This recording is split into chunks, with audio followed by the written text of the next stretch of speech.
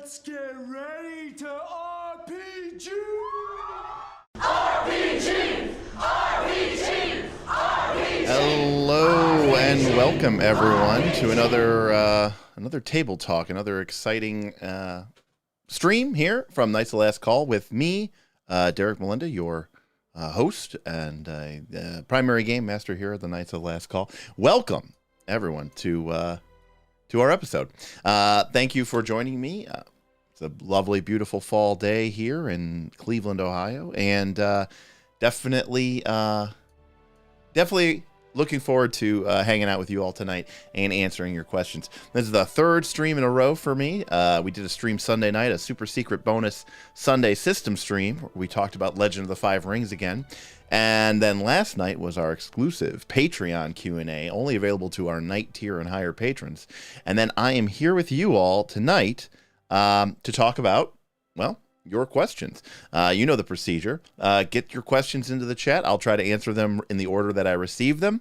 If you want to drop me a super chat or you want to drop me a tip through Stream Elements, there's a link for that in the description below, or you can type !tip.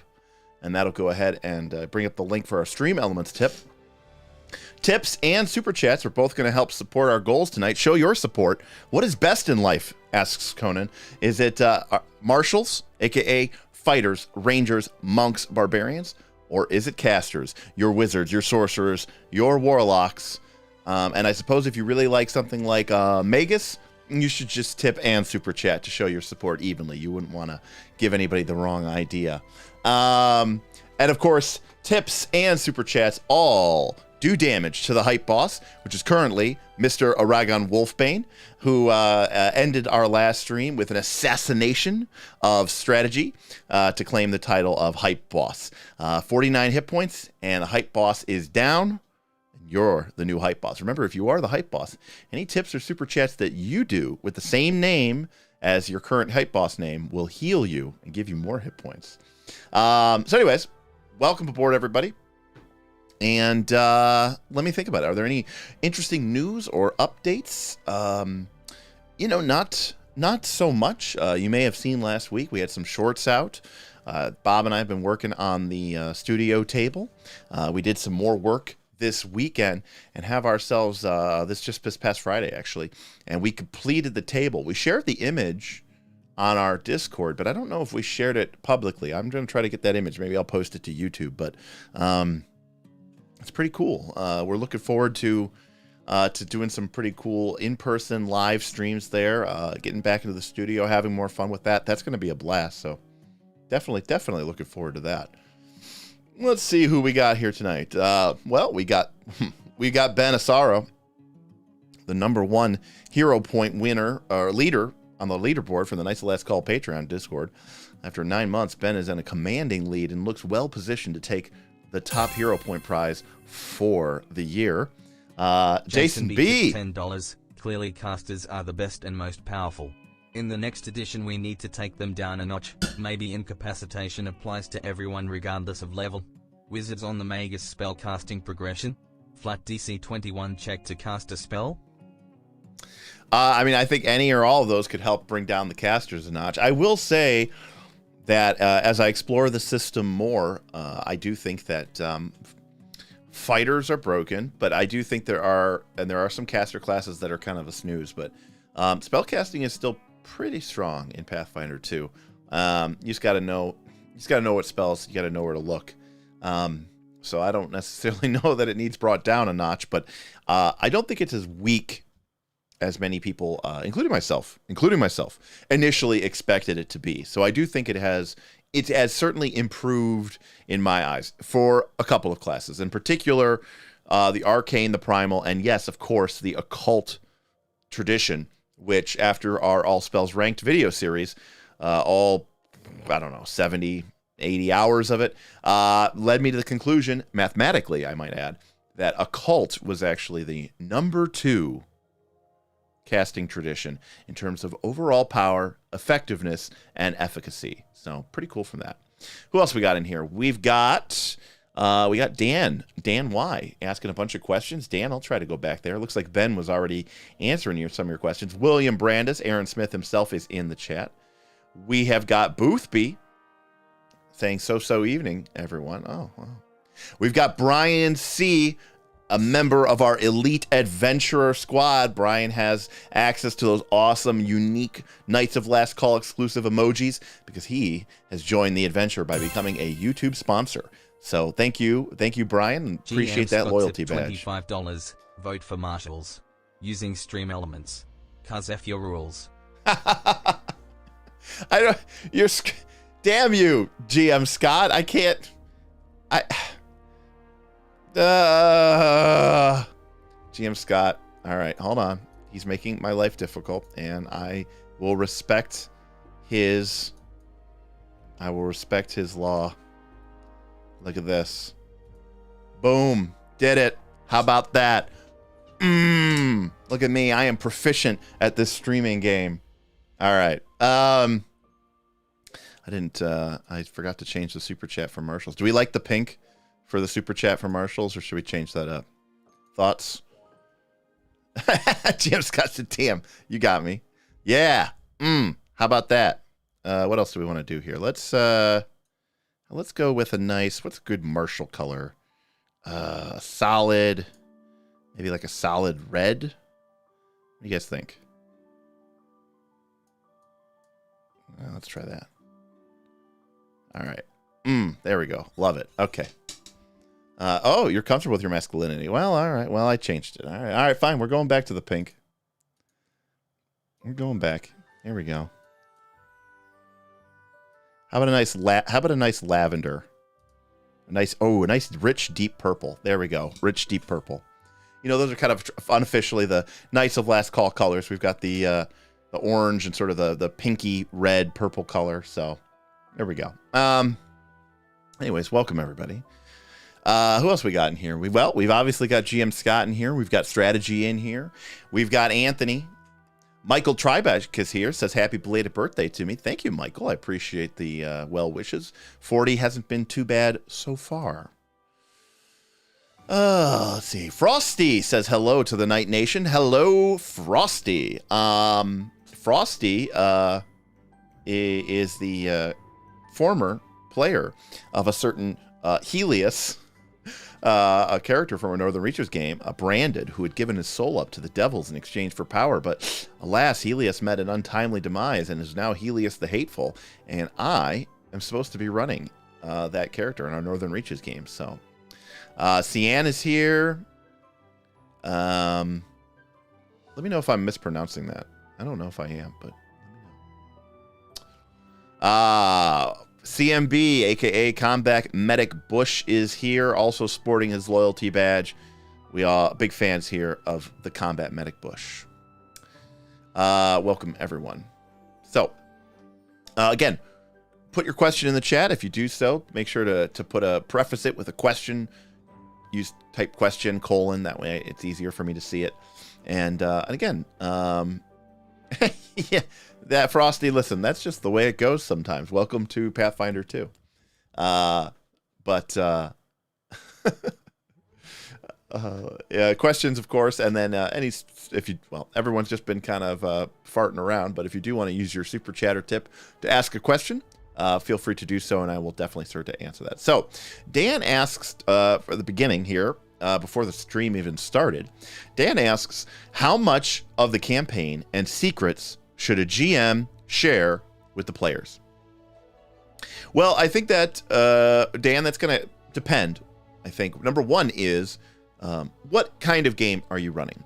If you're running a mystery or investigation-based game, I mean, at that point, right, the whole kind of point of the game is the mystery, is the investigation. And I think that in that particular instance, sharing too much with your players could potentially be, self-defeating. And I also think that your players may not appreciate your ability to, may appreciate you ruining the surprise for them. I think that's why they may have come to the game, is to engage and interact with your investigation and your mystery. That being said, hopefully you're playing your mystery or investigation game in a system which adequately and properly supports investigating and mysteries. Some D20 games struggle to do that. I think Pathfinder 2 does, and I think D&D does as well. They just don't have the moving parts. Outside of those specific type of games, my philosophy has always been share more than you think. For starters, the biggest problem in most Dungeons & Dragons games, or most Pathfinder games, is the GM has all of this knowledge. Knowledge of the world, knowledge of what's going on, knowledge of even what's in the scene. What do the players see? What do they hear? What do they smell? All that knowledge is inside the GM's mind. And with the very rare exception of where you might have an illustration or a picture to share with your players, typically all that information has to be connoted through speech, through answering the players' questions or telling them information. At the same time, the players have a ton of information going on. It's a social game. They might be playing online. There's a ton of distractions. The players might be really worried. Are we going to die here? Is my character in danger? You want them to be examining this room for information and clues, but they're worried about traps killing them. They don't understand that this room is totally safe, and they should be really thinking about putting the puzzle pieces together. They don't know any of this. So you have to, even if you beat them over the head with the answer or the secret, sometimes they still might miss it. And it will still, it will, the volume of you telling them things will, I promise you, be turned down by like 50%. So even when you're very, very, very, transparent and you tell them basically what's going on, it could still be the fact that they might miss it or they won't get the whole picture. So I overshare. Secondly, you need to make a decision about how you are viewing your players inside of your game. Are your players collaborating with you to... Are you collaborating with your players to create and build a narrative experience together? Or is this GM story time? I like to think of my players as allies, as equals, and I think letting my players know information that their characters may not necessarily be aware of is not only an okay thing, I think it's a good thing. If you want a more narrative style game, then you need to take elements that narrative style, pieces of fiction use, like movies and books. What do they use? Well, they use things like cutaways. They use things, they will take you and they will show you the villain hatching their plan. Well, the players will never know, the main character doesn't know that, but we, the audience, get to see that, the evil lich has unleashed their undead horde against the country, even if the player characters don't know that yet. Well, your players, they're actors in your game. They're the protagonists, but they're also the audience. I think it's okay to share that with them and to trust them to play with that information appropriately. And in most cases, especially if you are trying for a more narrative-based game, if your players are aware of what's going on, they will, they'll play into it. If they understand, their player character technically doesn't know what is going on with the undead invasion. But me, the player, I know because I was there when you gave us that cool description. And so now my player character might go like, do I hear any rumors?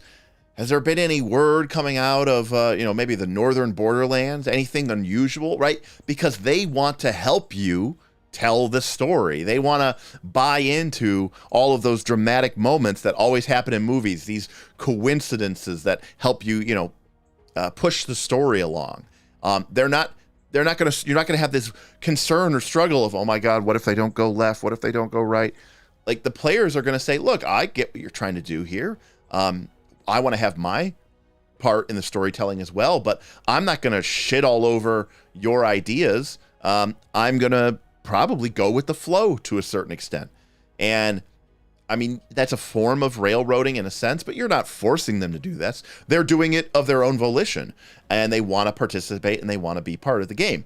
But as I said, that's if you want this more, narrative sort of style of game. If your game is all about nobody knows what's going to happen, it's a mystery. Players have to figure everything out.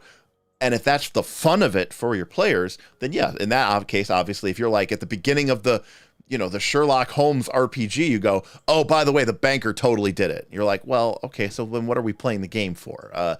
You've kind of ruined the point there. But I think sharing information helps, and I think it's I think it's a huge help for sure. Let's see.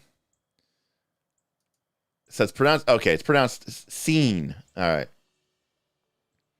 That's okay. Well, listen, your name is your name, and I respect that. And scene, I will try to remember that. Anthony says, share your winter chili recipe with the chat. Well, it's 2 pounds of ground turkey, lean, with 2 large cans of one of dark red kidney beans, one of light red kidney beans. I like a lot of beans. With 1 large can of crushed tomatoes for sort of body, and then 1 small can of diced tomatoes so that you actually get some chunks in there. A little bit of jalapeno if you want the spice, chopped fine. A little bit of onion, garlic, also minced, chopped fine. Onion could be more of a coarse chop. And then I like to put in, obviously, chili powder. I like to put cumin, smoked paprika, salt, pepper, and then something a little woodsy or herby, like oregano or thyme, maybe even rosemary. I don't traditionally put anything sweet in my chili, but folks in the Discord today were saying that they're putting in blueberries and honey and brown sugar and chocolate. That is crazy talk to me, but maybe I'll try it out and see how things go.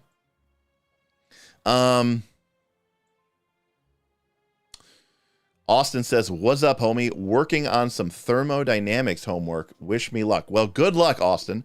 I took Chem 300 and did a lot of thermodynamics myself in undergrad, so I am right there with you, buddy. I'm assuming that's some sort of chemistry work.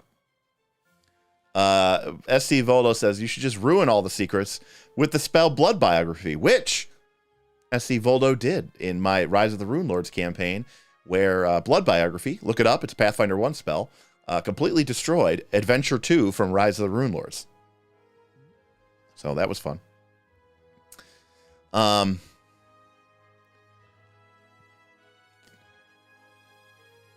Let's see. Oh, we got a super chat. Hey. Super chat from Matthew. I finally managed to catch the live. Hello from France. Recently switched bonjour or bonsoir.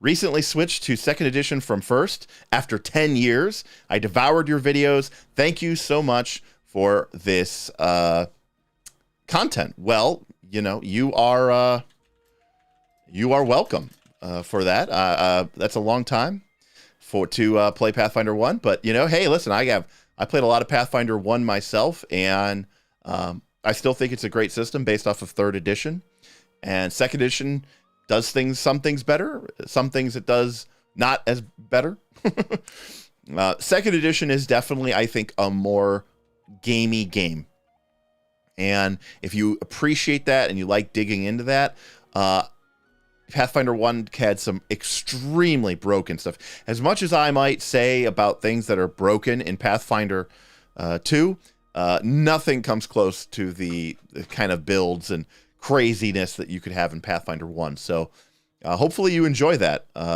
Matthew, for that,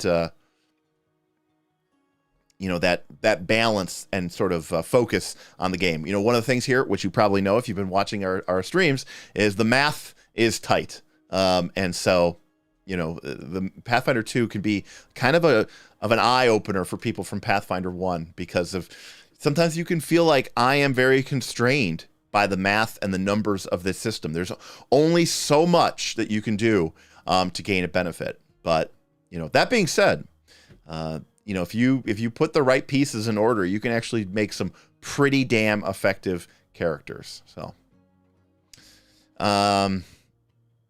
Denny can't hang tonight, but wanted to pop in and say hi. Thanks for the great work.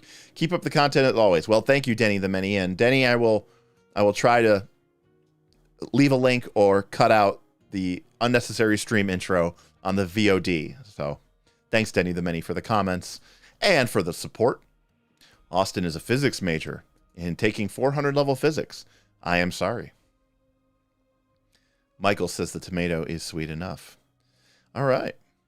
Well, Matthew says we are looking for balance. We are a bunch of optimizers broke first edition in our homebrew campaigns. Yeah, I think a lot of us did. Nightish says, "What's up, Derek?" I say, "What's up, Nightish?" You know, one of the things that I did in Pathfinder 1, Aaron and I were having lunch today, which was fun. And thank you. I regret class every day. But yeah, so Aaron and I were having lunch today, and we started talking about, I think we were talking about shield block in Pathfinder 2. And I started talking about how our first real interaction with Pathfinder or shield blocking was from one of our Pathfinder 1 campaigns, a pretty heavily homebrewed and optional system that we did back in our Pathfinder 1 days. And one of the things that I did in Pathfinder 1 was I gave characters a good number of reactions, if you will, every turn. And one of the reasons I did that is because I really, really like reactions in these D20, especially in these round-based D&D, D20, Pathfinder 2 based games. Because for me, one of the biggest problems in these games is you get your turn and you get to do so much in your turn, and then a lot of times you're not doing anything for 10 or 15 or 20 minutes, depending on how fast or slow your table is. And that's a lot to ask for people, especially nowadays. These games have a lot of complexity, and so they are kind of slow to go around the to go around the table. But it's not just about getting to do things. It's also about, believe it or not, paying attention. If you've played in person, or I'm sure if you've played on VTTs, there is what I believe to be this real fundamental problem. And I think everybody does this, whether you want to or not, which is you take your turn in Pathfinder 2, and then your turn is over, and you basically immediately go heads down, and you start looking at your sheet, and you're maybe looking up a spell, you're maybe looking up a condition, you're looking up a feat, you're flipping through your book for something, you're thinking about your next turn, because you, in your mind, say, I have nothing else to contribute here. And I think it's taking you out of the moment. Whether you're using theater of the mind or you're using grid-based combat, you're no longer participating. You're no longer paying attention. You are just focused on what you can do, which is prepare for your next turn. In fact, you might be doing it out, I'm not saying that's even a bad thing. You might be doing it out of sense of obligation, right? Where you say, I want to make sure I'm as ready as possible for my next turn so that I can be a good player and I can be a responsible member of this group and take my turn as quickly as I possibly can. And the best way for me to do that is to make sure I've looked up my, feat, that I know, oh, okay, it's got press, it has flourish, this spell has this trait, that you know what you're going to do. And sometimes that can change depending on what's going on. But a lot of times you're not paying attention. And one of the reasons why I really, really like reactions and reactionary gameplay is because reactions are actions that you get to use, but only if a certain set of criteria come up. And Strat here in the chat said champion is one of the more interesting classes to play as a result, because they get this champion's reaction. And I agree, because as soon as a champion's turn is done, they need to keep paying attention, because what they're trying to suss out is, can I use my reaction? Is this the time to use my reaction? Am I staying in range? Hey, person, other player, don't go more than 15 feet away from me, because then I can't use my reaction on you, right? To be a good champion, you need to be constantly engaged at your table. at least to be operating at peak efficiency. And I really, really like that about class, like, for example, like the champion. And I always really liked that style of gameplay. Now, things like, Boothby mentions fighters get additional reactions for shield blade, blade blocks and player. Those things are great too. Those are a little bit more like self-targeted, because like if you're being attacked and it's not your turn, it's the GM's turn, hopefully, unless you're doing some sort of crazy PvP, you're already sort of engaged in the game a little bit. But one of the things I always think about with D20 is, how do I get players more engaged at my table? It's one of the reasons why I've always been such a fan, and I'm always trying to figure out a way to make the players roll all the dice, because I want you to be rolling dice. Because when D20 players are picking up dice and they're rolling it and they're getting to add a number from their character sheet, they feel engaged, they feel active, they feel like a participant instead of just watching. And the same thing is true with reactions. And I really like what they bring to the game. And one of the things that I've done in like my home game, for example, in our Quest for the Frozen, I should say my home game, our AP game here that is published live to thousands of people, is I changed the aid rules, right? I made it a lot easier to aid, but I also did something else, which I think is important, okay?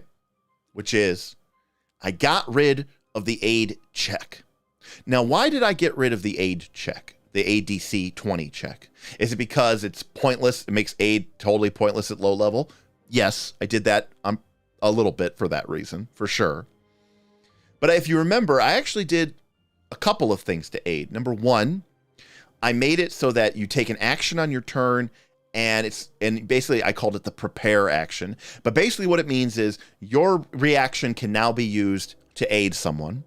And then two, when that time comes, describe how you're aiding, what skill or what skill or check you are using. And then if you're trained, you get +1. If you're expert, you get +2. If you're a master, you get +3. One of the things I did there is remove the die roll. Why did I remove the die roll? Because it's a pointless die roll? Because it makes it stupid? Yes, but that's not the main reason. The main reason I removed the die roll is because when you are using your reaction, it's not your turn. It's someone else's turn. For $150. Cheers, everyone.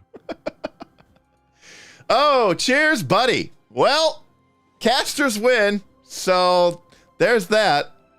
Overlord Ferome came in with a massive super chat. I'm sorry, massive tip. $150 tip. GM Scott's dead. Overlord Ferome, 289 hit point hype boss. That's gonna get all of our things there. It gets all of them. Wow.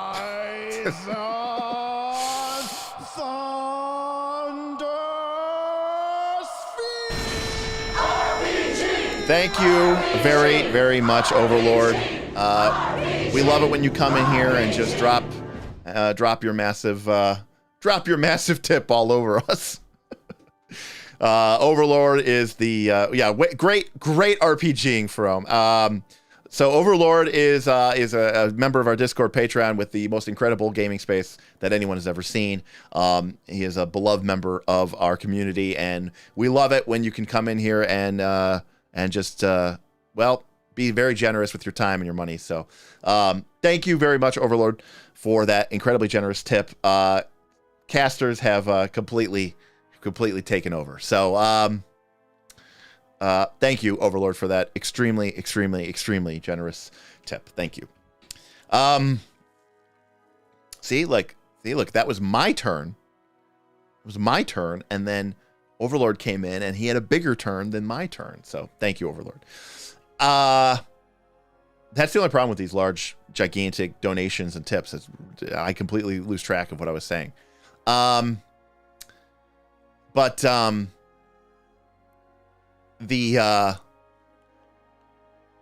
Oh, right. Okay, reactions. When it is your turn in the D&D game, you have the spotlight on you.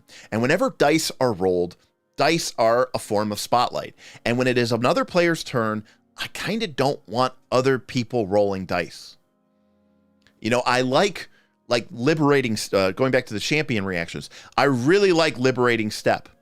And I really like Redeemer's glance or whatever it's called. I kind of don't like the Paladin's, I don't remember what it's called, but the Retributive Strike. Because the Retributive Strike is now you're making it about the Paladin. Yeah, you take 9 less damage, but I get to make an attack. Now I'm rolling a dice. It's like, I want it to be about your turn. Same thing is definitely true with something like Aid. Because Retributive Strike and attacks of opportunity aren't so bad because technically it's the GM's turn and I don't care if the GM gets interrupted. And so I suppose that's okay. But like something like Aid, I don't want you making dice rolls when it's someone else's turn. I want you to, from the corner, I want you to be like, hey, I'm helping you out. And that's it. End of story. Like, it should just be a brief, minor, tiny, teensy little thing. And I think that's the biggest problem with reactions is they risk taking up too much time. I was telling Aaron today at lunch, I've toyed around with the idea of making attacks of opportunity not involve an attack roll. That it's just automatic damage. Maybe it's maybe it's average damage. Maybe it's not a critical or something. But I just like the idea that attack of opportunity, even if your AC is ridiculously high or something like that, that it's just automatic to make it quick and fight, visceral and have people be able to respond quickly. Pathfinder 2, we were discussing Quest for the Frozen Flame. Joran has a really great shield. He has the shield block feat. But until you're like pretty dang high level, you get one reaction around. And, we were talking about, should there be a feat option? Maybe it's a general feat. Maybe you just get to do it as a house rule. Can you, on your turn, can you give up an action and gain a reaction, right? Can a fighter or a war priest like Joran, who has a shield block feat and has a sturdy shield, can they go and on their turn maybe move, attack, and then say, look, I'm going to take a more defensive stance here. I'm going to spend one of my actions to convert it to a reaction. And now I have 2 reactions for the turn. I mean, you're taking the same number of actions in the entire combat round, which is 4. And Strat says rogues have a feat to give up an action to gain a reaction. It significantly contributes to them being S rank. Well, I agree, Strat. I just hate that you have to be so much higher level in order to gain those type of things. I think those type of things are really, really cool and interesting. I like that, I like that those things are part of the game, and I think that they're a lot more interesting when they happen. So for sure. So yeah, I mean, I'm a big believer in it. In the beginner box, they give ADCs lower than 20. 20 is suggested for some reason, but the APs use other numbers. Well, yeah, I don't know why. I think look, I don't even use the DC, Tygon. I just say, why are we making this check? It's so boring. Like, either you're low level, and you can't possibly make the DC of 20. You're high level, and you will automatically make the DC of 20. You're even higher level, and you automatically crit every time. There's like 3 or 4 points in the game where it's actually interesting to roll. And in that instance, what are we rolling for? To see if someone else gets a +1 on their attack, Strat says, in the rogue's case, it makes the class more boring to play since your primary gameplay now can eat all of your actions instead of 3 out of 4. So some care needs to be taken with this design. I mean, obviously, the rogue is a specific example because you're also conflating it with the opportunist strike, right? This is a common. No, I'm not like attacking you, Strat, but a lot of times people will be like, that is a completely busted and broken thing. And I'm like, why? We're like, well, because of this one pretty busted feat that pretty much every rogue takes. well, okay, well then, you know, let's have a sense of perspective here. If you do something like this, yeah, maybe multiple attack penalty counts during, it doesn't, you know, it counts during your off turn or something like that, right? Like, yes, there are considerations to make, but like typically it's just like, you know, you're talking specifically about 1 feat from one type of rogue build. And, you know, which in my opinion is already probably a busted feat even anyways. So yeah, I think that would get even more strong, right, in this instance. The A check is as silly as the swim checks that Barrack was failing. Yeah, I don't even know what to do about that. That's just one of those like, you know. Everyone should have a reaction. I'm level 9 in Northern Region and only have a reaction thanks to my Iron Stone that could catch shield. I also agree with what Austin is saying. I think that the fighter gets to start with attack of opportunity. I think every character class should start with a reaction. I think they should have done that. I think reaction, I mean, that's 4 actions. There are some classes that just don't even have an option to start the game with a reaction. And I think that, you know, absolutely. I think reactions are fun. I think they're engaging. I think they add a lot of challenge and fun to the play. And I think they keep people engaged when they are looking for an opportunity to use that reaction during, you know, someone else's turn. So I think that's fine. Map is in play for ready attacks for reasons. Exactly, Lampley. Like, yes, like when you ready specifically, you get to your multiple attack penalty stays into your off turn. And so, yeah, if you could somehow make multiple attacks during your off turn, maybe map should exist. In fact, we were talking about the rogue being so broken because they can, you know, make those opportunist attacks and they can use preparation to be able to have multiple opportunist attacks, which is a 0 map attack. It's just crazy. Henry says, love that idea. Pitch me a reaction for the Alchemist. Well, the first thing I thought of was in Final Fantasy Tactics, there used to be God, what was the name of the class? There was a job. Maybe it was called Alchemist. I don't remember. But they had a reaction called Auto Potion. And basically, anytime anybody got hit for damage, they would throw a potion at them and they would heal it. Oh, the Chemist. Thank you, Lampley. The Chemist. And there was a reaction called Auto Potion. It was literally the name of the event. And I remember I kept it on like a ton of my characters. It made my fights take forever because anytime anybody got hit, there would just be like this Auto Potion. And it would cut away and then the person would like throw a potion and heal them. But yeah, I'm trying to think of what could be an interesting idea for the Alchemist. I mean, certainly reactionary potions would be pretty cool. Austin, that's a cool one. You know, hunt a nearby target once your current target dies. I mean, I think that there's, you know, this is also where like I wish there were more gameplay based conditions, like a barbarian reaction that like if a target gets bloodied, you can attack it again, or maybe that's a good ranger one, like you know, when a creature is about to die or something like that. I think that it'd be a fun way to engage with the game mechanics and make people, I don't want to say that they want to like combo off of each other, but yeah, maybe kind of combo off of each other. I think that look, Pathfinder 2 is what it is. And Pathfinder 2 is like a 4th edition variant.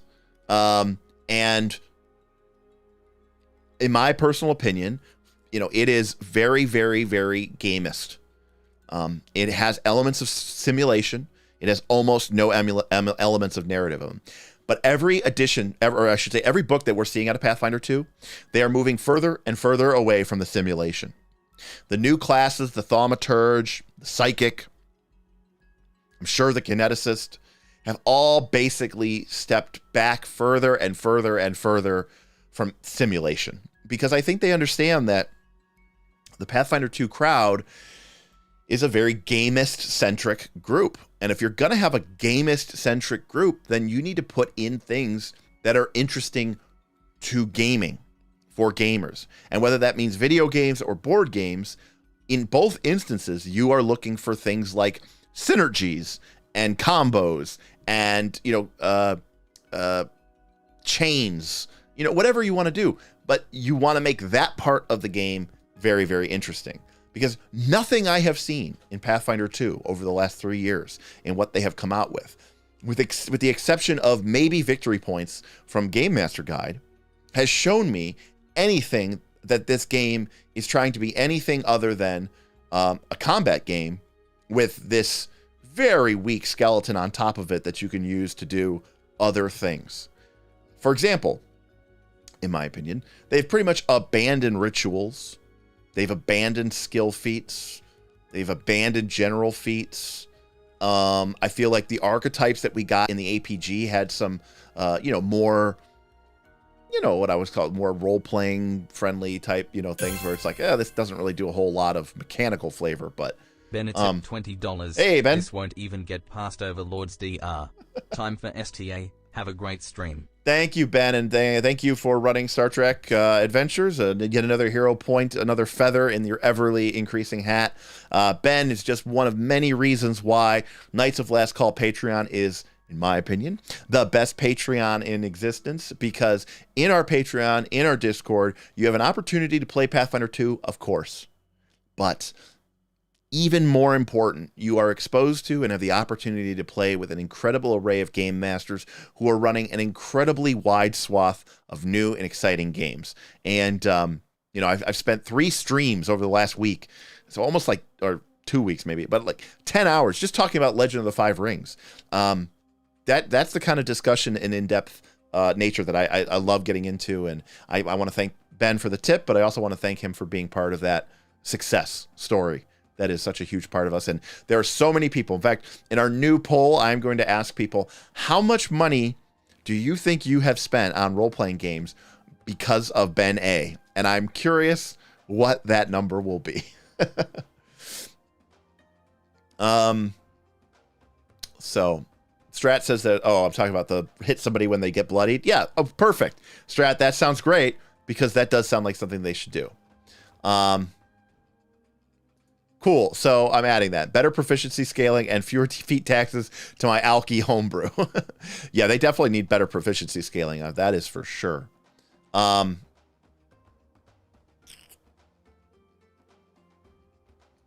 Although interesting from a conceptual point, there are weird actions that only apply in specific scenes. SOT. For example, you can listen to other students for battle advice, but you just get +2. Ragan, I don't know what Strength of Thousands. Yeah, that's a little wonky. Also, it's like buried in an AP somewhere. So, yeah, how did we not get a ton of rituals in Dark Archive? I mean, that's just a no-brainer to me. And Strat, victory points are basically a rename of 4E skill challenges. They really are. They really, really are. And they're not related to simulationism at all. And listen, I'm okay with that. I've got games that are really good at simulation. If I really wanted a high simulationist game, I would probably go play, first edition, second edition, third edition D&D. If I'm playing Pathfinder 2, it's because, I want a fun, mechanical, very crunchy board game that isn't a board game, right? It's still a role-playing game. It still has this element of, I'm not just bound by the rules. In fact, Pathfinder 2 to me is basically a game of Descent or Gloomhaven that's a lot more complicated, but it has this idea that the game master can create or be inspired to do things that, if a player wants to do something and the rules don't specifically cover it, in a game like Gloomhaven or Descent, you would say, tough shit, you're out of luck. Hell, in games like Gloomhaven, there is no game master, and in games like Descent, the Overlord is trying to kill the party. They want to win too. They're playing the board game as well. So TTRPGs is this collaborative game, and the game master plays the opposition, but isn't necessarily, trying to win.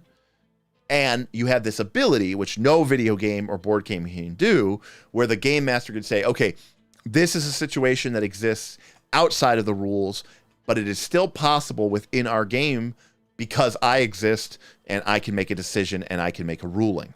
Now, Pathfinder 2 makes that sometimes unnecessary / tough because there's so many rules. And I would even go so far as to say that this is where I think some people can get upset with Pathfinder 2, because when you're playing the game, it's one thing if you try to do something that is very, very clearly outside of the rules, and the GM says, oh, okay, it works like this, and everyone will go, oh, that's awesome. But when people play Pathfinder 2, a lot of times they're doing it because they like the restrictions and the advantages that the rules of the game give you. And so when you are doing something that is clearly within the guidelines of the rules, and the GM decides it works differently, you can feel cheated. And that is whether you might not actually say that, but I can tell you that the emotion that you are feeling in your chest is that you feel like the GM just cheated. Because you're like, this is Pathfinder 2. This is a game of rules. I am doing something that is within the rules, and you're changing it. And that can leave people with a bad taste, specifically in games like Pathfinder 2, where the rules and interacting with the rules via feats, class features, magical items, etc., is the main way that you are interacting with this game. And so it can put GMs in an odd spot. I know, for me personally, that I can sometimes feel a little bit trapped by Pathfinder 2 as a game master, because in other games, I feel much more free to just kind of go and with whatever feels right and kind of ignore the rules as I see fit, because that's not what those games are about. Those games are about something different. Those games are about emulating a certain type of feel, or simulating a fantasy reality, or creating a narrative story. But in a sense, whether you want to admit it or not, Pathfinder 2 is kind of about the rules. Pathfinder 2 is kind of about the rules. And it's about how your choices, aka feats, class features, dedications, magical items, how they interact with and change those rules to give you and your party specific advantages or abilities. And when the GM changes the rules, in a sense, they're kind of changing your decision. And decision making, like I say, is very important in role-playing games. It's, in my opinion, the most important thing. That's why we came here. It's why we play Pathfinder 2. It's why we play role-playing games, actually, is to make decisions that matter. Well, if the decisions in Pathfinder 2 are, these are the options I am taking, I am choosing, I am equipping myself with, so that they interact with the rules in this way, and then the GM changes them, you could feel like you just made my decision-making pointless, or you undercut my decision-making. And thus, I feel like agency has been sort of retroactively taken away from me. If you're just going to change things on the whim, then why did I spend that time picking from that list of 6 feats? I could have just picked one at random if it's just going to be loosey-goosey, whatever you want to have happen. Again, I'm not trying to say that, like, oh, you shouldn't make rulings in Pathfinder 2. I'm just saying you're not going to get away with it scot-free. You're not going to get away with it as easily as you think you are. Because that's just how people approach the game. I'm seeing it day in and day out on Reddit, especially, but in our Discord as well. The way that people are approaching Pathfinder 2 is from a very strong gamist mindset. And I think we need to be aware of that and appreciate that. So, boy, I cannot believe that tip from Overlord Ferome. What a massive Chad. just completely destroyed us here. Let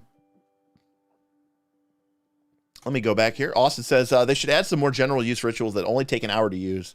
We kind of talk about that about spell ranking streams. I mean, Austin, I think the ritual system has incredible potential, and it's definitely an area that I want to explore with our Battle Cry series, our monthly zine that Knights of Last Call produces.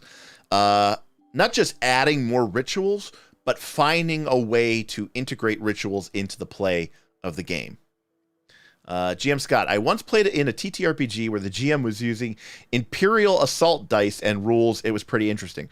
Wait a second. Were you not playing Imperial Assault when this was happening? Because that is very interesting.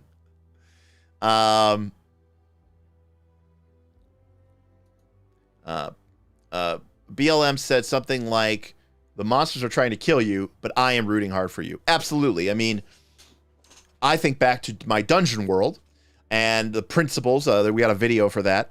12 principles of Dungeon World. You should look it up. It's like a 45-minute video. But in it, I talk about the principles of Dungeon World. And the one is, think dangerous. Fill the characters' lives with adventure and danger. 100%. But equally important is the other principle, which is be a fan of the player characters. Be a fan of them. That doesn't necessarily mean that I want to see them succeed, right? Sometimes we like to see our heroes struggle, even fail sometimes, and to see them come back and be stronger for it.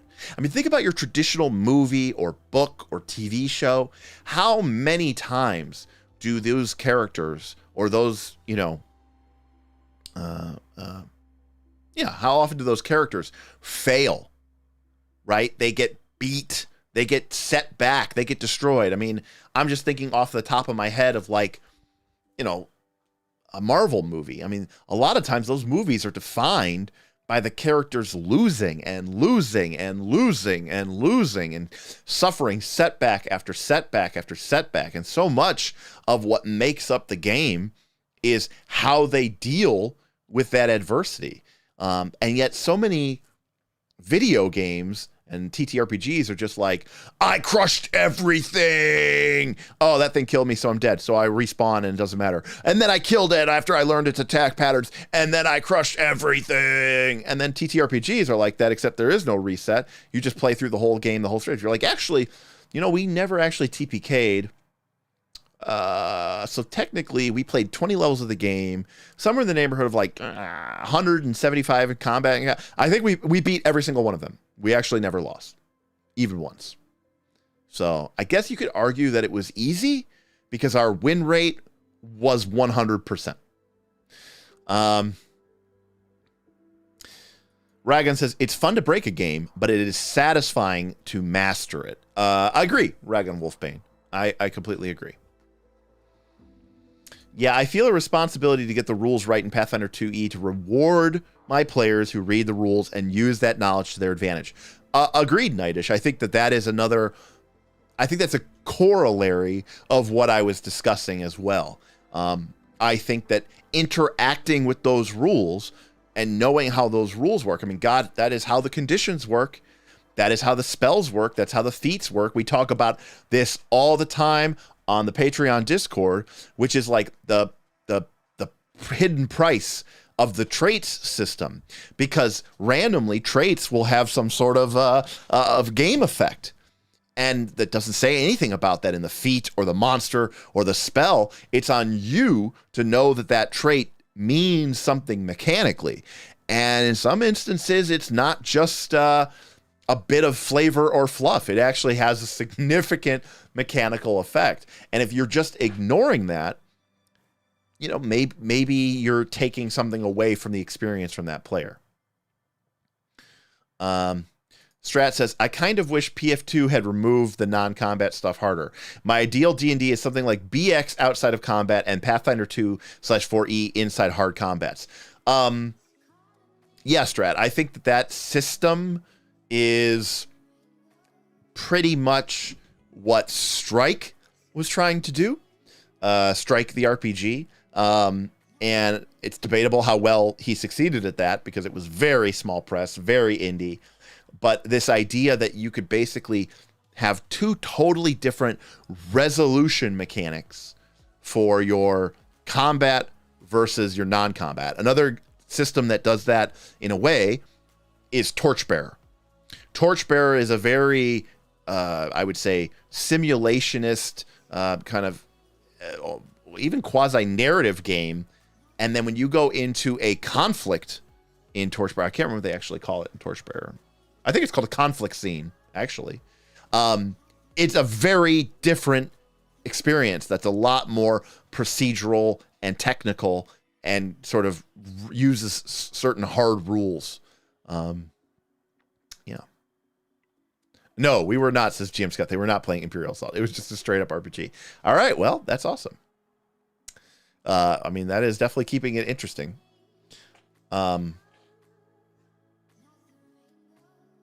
You're going to make a ritual, and then Paizo's going to put an 8th level spell with the same effect. Yeah, that's probably par for the course. I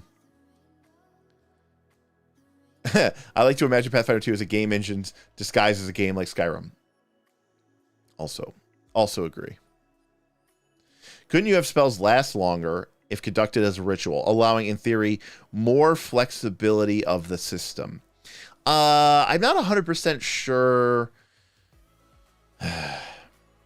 You have to, ultimately, as a game, you want the player's choices to matter, but you want the player's choices to also have costs. When we play my Friday game, which is a very, very, very, very house-ruled D&D 5th edition game that uses quite a few rules from the Five Torches Deep supplement, but a lot of Derek stuff, which I've added. The players can do a lot of cool things, but everything has a cost. There is a, I want to spend more time searching. Okay, well, that's going to lower your resilience, which is how much endurance and resilience your character has. You can spend time digging out that cave-in to see if there's a hidden chamber beyond it, but that's going to toss you endurance. We want to stay longer. Okay, well, you're going to need to use your willpower to keep your spells empowered, but you're going to lose willpower. If you run out of willpower, you're going to have a hard time casting your spells. You're going to have a hard time maintaining your PC's morale. Your PC might start fleeing even if you, the player character, don't want them to flee, or the player don't want them to flee. You kind of lose control of your character. Everything has a cost. So many things in Pathfinder 2, essentially are free, or they're near free. I'm looking at you, Scrolls, when you get to higher level. And that's a big problem, because when resources no longer become an issue, then the gameplay becomes degenerate. And that, to me, is where the game starts to actually fall apart. Did I get a chance to look at the new... No, Austin, I have not looked at the new 1D&D playtest document. So I have not looked. I'm kind of behind on that. Sorry. In an effort to make this stream more D&D compatible, look at Scott trying to help me out. What are your thoughts on the latest playtest doc? Grouping up classes, experts are now Bard, Ranger, and Rogue. I can talk about that a little bit because I did read that. My understanding is that they are doing that as a way... They're not doing it the way I would want them to do it. But I think they're doing it as a way to say, okay, these types of abilities or feats are for this type of class. If anything, it sounds like they're kind of pigeonholing the classes even more. So I don't know if that, like, by saying, okay, right now, today, we have problems because of the way multi-classing works, or maybe because of the way feats work. I'm not a 5th edition expert, and I do not pretend to play one on YouTube. But it feels like maybe people can cherry pick too much, and they end up sort of being able to kind of step over everybody's toes. Maybe they're doing this in an attempt to try to pigeonhole people and get them a little bit less able to cherry pick and keep them more focused on what they do, so that if someone is the bard or the ranger or the rogue, they can kind of keep people out of their wheelhouse and try to maintain supremacy of that expert title or something like that. I don't know exactly, but the answer, I've not read that document yet, so do not know. Still reminded of RPG Lancer. It's near the top of the list of things that I want to read in terms of RPGs, for sure. Because people have mentioned exactly what you described. Very almost narrative in non-combat, and then very heavily gamist in the mech combat. So definitely something I want to interest in. How do you feel about 1D&D requiring proficiency in a skill in order to take the help action? Well, the help action is busted in D&D. It's been a long time since I played 5th edition, so when we were playing on Fridays and they were outside of combat and someone's like, well, can I help them? And I said, yeah. And they're like, I give them advantage. And I went, what? You gain advantage? Thank you, Mr. Bush, for subscribing to the Knights of Last Call. Appreciate that. Always great to see that. Thank you very much for your continued support. I think might be 5 months, might be 6 months. I have to check. YouTube isn't good as Twitch. You know, Twitch does a good job of saying, "Oh, it's your 6th month, your 7th month." Maybe they need to fix that, YouTube. So, anyways, helping in D&D is busted because aid advantage is just such a massive advantage. But there's no cost to do it in 5th edition. And even if they require proficiency in a skill in order to take the help action, it's still busted as hell. There's no cost to helping someone. And you're like, well, in real life, there's no cost to helping someone. I mean, number one, there is. But also, two, that's fine for a simulation. It just makes for a really shitty game. Again, getting back to decisions that matter. Hey, can I help you? What does it cost anything? Nope. Okay, well, then I'll just help you every single time. How about that? Okay. See, and now it's not a decision. It's boring. And now it just becomes another boring thing. But at the same time, it gives you this big, huge advantage, especially in 5th edition with advantage. And so now it almost trivializes things even more than they already were. And we're like, what kind of game are we even playing here? And so, yeah, that's how I feel about that. I think that it is a fundamentally flawed solution because it doesn't understand what the problem actually is with help. By the way, Pathfinder 2, same thing. Because they're like, oh, make a DC. They have to make a check in Pathfinder 2. Yeah, and there's like a 5% chance that you will critically fail. And then you're probably not even going to roll aid when it's low level because you can't even hit the DC. And then by the time you can hit the DC, it's not even a question of whether or not you are going to succeed or fail. And so then it's just like auto help. Okay, well, they're doing this. I help them, especially if you're not in combat. They're doing this. I help them. I auto pass. They get a +3. All right, well, but I help them. They auto pass. They get a +3. I aid them. They get an auto. They get a +3. They get a +3. They get a +3. They get a +3. It's like, okay, we get it. Like, there's no cost to doing this. It's just kind of silly.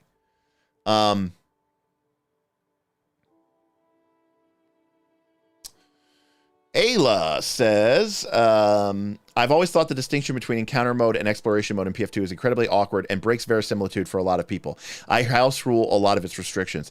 I think thinking of them as distinct entities is not necessarily what they were intending to do. I mean, encounter mode just means you are now in initiative order. And that is really what it fully actually means. And time is going round by round in 6-second increments. Exploration mode is everything else. And that's all it really means. But to your point about it breaking verisimilitude, I agree. This is where Pathfinder 2 is becoming more and more and more gamist. It is leaving behind, it's becoming more gamist. It's leaving behind those simulationist roots. So it's like, a great example of this is like battle medicine. Why can I only put bandages on someone once a day? Well, it's like, well, you can only treat that wound once. That makes a certain amount of sense. What if they get a new wound? Like, what if I heal them and like hours later they get a new wound, like a slash across their thigh instead of the arrow wound to their shoulder? Why can't I battle medicine that? There's no good reason. It's a game reason. It's a game balance reason. Does that break verisimilitude? Of course it does, because it doesn't make any sense in the simulation. But they needed it so that the game would be more compelling. The game, not like the game, like, oh, everything in a role-playing game is a game. I'm not talking about that. When I say gamist elements, I'm talking about board game, video game, card game, like something that you would play that has no narrative, no story, no simulation. It's just fun to play because it's just a game and you get to make interesting choices and you're sort of pitting your choices and your strategy against someone else's choices and someone else's strategy. And then you're trying to see who is smarter. So yeah. Oh, Ragon. Pathfinder 2 was literally written by programmers. They talk about how it's object oriented, and that is, I think, a flaw. I think it's a flawed approach at times. The one D&D playtest gave healing magic its 4th school home, moving it now to abjuration. So they moved it out of, I'm trying to think. In 3rd edition, it was part of conjuration, which kind of made sense to me because you're conjuring it from the positive energy plane. But I could also see evocation being the right place because you are kind of creating energy, but now it's an abjuration. And quite frankly, that doesn't make any sense. So I would say conjuration or evocation seem right to me. Abjuration seems very wrong to me. Very wrong to me. All right, trying to get caught up here, folks. There are now fighting groups. 4 groups. Fighting man, thief, cleric, magic user. I, of course, believe that if you go back to 3rd edition, there were 5 NPC classes in the book. These were also true in Pathfinder 1. There was the commoner and the aristocrat. We can ignore those. And then there was the warrior, the expert, and the adept. The warrior was an NPC class combatant. The expert was a NPC class skill user, and the adept was an NPC class spellcaster. And I would love to see a game that used those 3 frameworks as sort of the hallmark of the game system. And the way I would do it is in Pathfinder 2 terms, the baseline warrior, they get, I don't know, expert, master, legendary. The skill user, they get trained, expert, master. The spellcaster, they get like untrained, trained expert or something, or even worse than that, because who cares? The skill user, they get a bunch of skill feats and they get extra skill increases, and then the spellcaster gets spells. And then you could use archetypes and a bunch of other stuff to fill in all the other gaps. And then fundamentally, though, you would all be based off of the same chassis. Oh, but that would be so the same. Yeah, but then you wouldn't have these problems with some classes just being completely busted and different than other classes. So people are so obsessed with being different. And that's the only thing oh my gosh, GM Scott got deleted by Stream Elements. What did you do, GM Scott? Let me take a look. I don't know if it'll tell me.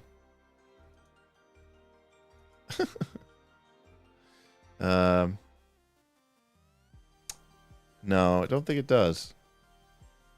I wish I could see who got timed out. I'm sorry, I don't have that. I don't have that information.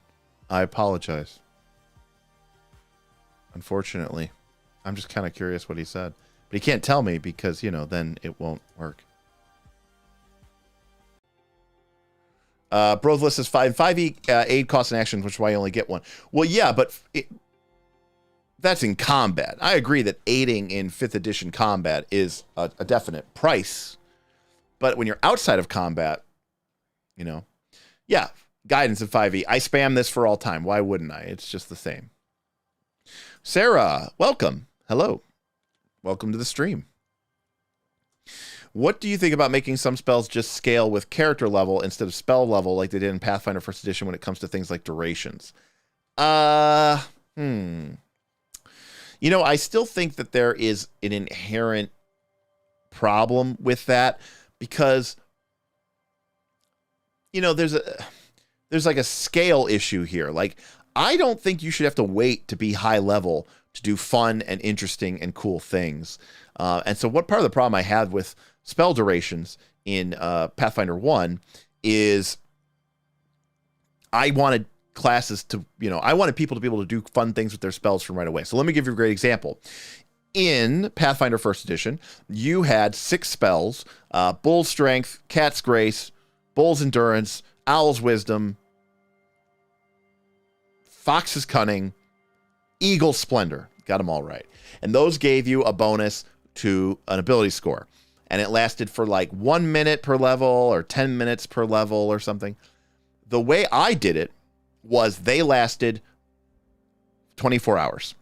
And in fact, they could last essentially forever as long as the spellcaster who cast the spell locked out that spell slot essentially forever. And the way I also did it was that at level 2, there was a version, Bear's Endurance. Thank you. Bull Strength, Bear's Endurance. Thank you, Lance Quagmire. I got it wrong. Damn it. The way I did it was as a level 2 spell, it gave a +2 bonus to a stat. As a level 4 spell, it gave a +4 bonus to a stat. As a level 6 spell, it gave a +6 bonus to a stat. And as a level 8 spell, it gave a +8 bonus to a stat, which is higher than you could even get from a magic item. And so it gave spellcasters the ability to use their lower level spell slots, which weren't as useful, and they were never going to be able to get through all of them. They literally had dozens and dozens and dozens of them a day, but they could use them as more of a sort of strategic resource. And at a certain point, a caster, when they're a sufficient level, they could say, yeah, I just have all of my level 2 spells locked into various +2 stat bonuses to various other people in the party, not just myself, but other people as well. Because I don't use my level 2 slots, and I can't be bothered to cast them, and I don't really want to track them. And so I'm fine with the characters saying, can we make this kind of like a permanency type effect? And so I like my spell durations to either be like for combat, forever, or if you're going to make it some in-between duration, then that duration has to matter. And what I mean by that is, like, if a spell has a duration of 1 hour, then it needs to be something that needs to be some sort of price that you would pay in Pathfinder or in the game, the RPG that you're playing. Like, that hour needs to matter. Otherwise, it's like, it's not really it's just an annoying duration to track. This is the big problem I have with Pathfinder when they have the distinction between 5-minute duration spells and 10-minute duration spells. What is even the point of that? What world is there where there is a difference between those two? I mean, yes, I get the 10-minute one is twice as long as the 5-minute one, but like most of the time, that's just not even going to matter. I actually think it would be cooler if more spells in Pathfinder 2 had a duration of 10 minutes, because 10 minutes is an important duration in Pathfinder 2, because 10 minutes is how long a heal check, treat wounds check takes, and it's how long it takes to get back your focus points. And that means that if anybody takes a, quote, 10-minute break, which is like the short rest of Pathfinder 2, in order to make medicine checks to treat wounds, in order to get back your focus spells, then all of your 10-minute spells duration will end. But I would love to see more spells in Pathfinder 2 have durations of 10 minutes. Heroism has 10 minutes. I'd love to see Haste have a duration of 10 minutes. And I'd love for players to go, wow, we can actually cast a bunch of spells outside of combat and have them on our party members. And we are really powerful because the spellcasters were able to use their vast resources of spells in order to help us out. But then if we recover through using medicine checks, or we recover our focus points, then all of those spells end. And suddenly now the decision to use medicine to just heal to full becomes a more costly one. And I think that would be a more interesting gameplay pattern than what we traditionally see in Pathfinder 2. So, just a reminder to show your support for the Knights. Overlord did. No, I don't think anyone's taken out Overlord, though, so, that's okay. But if you are appreciating us, super chat or send us a tip. Actually, I would say join the Patreon. That's where the real fun stuff is happening, is in the Patreon, in the Discord. I'm sorry, Trey, that you did not get a notification when the stream started. People, let me know if you got a notification. Maybe you have to have your bell icon or something turned on in YouTube. Who knows? I do not know. Trey, I always try to post it in the Discord that we're going to be going live in the video announcements, but I don't know. I'm sorry, Trey. We're almost, I think, with the exception of maybe like 1 or 2 times in the last year, I feel like we've been live at 7 p.m. on Tuesdays and Thursdays, pretty much universally. So,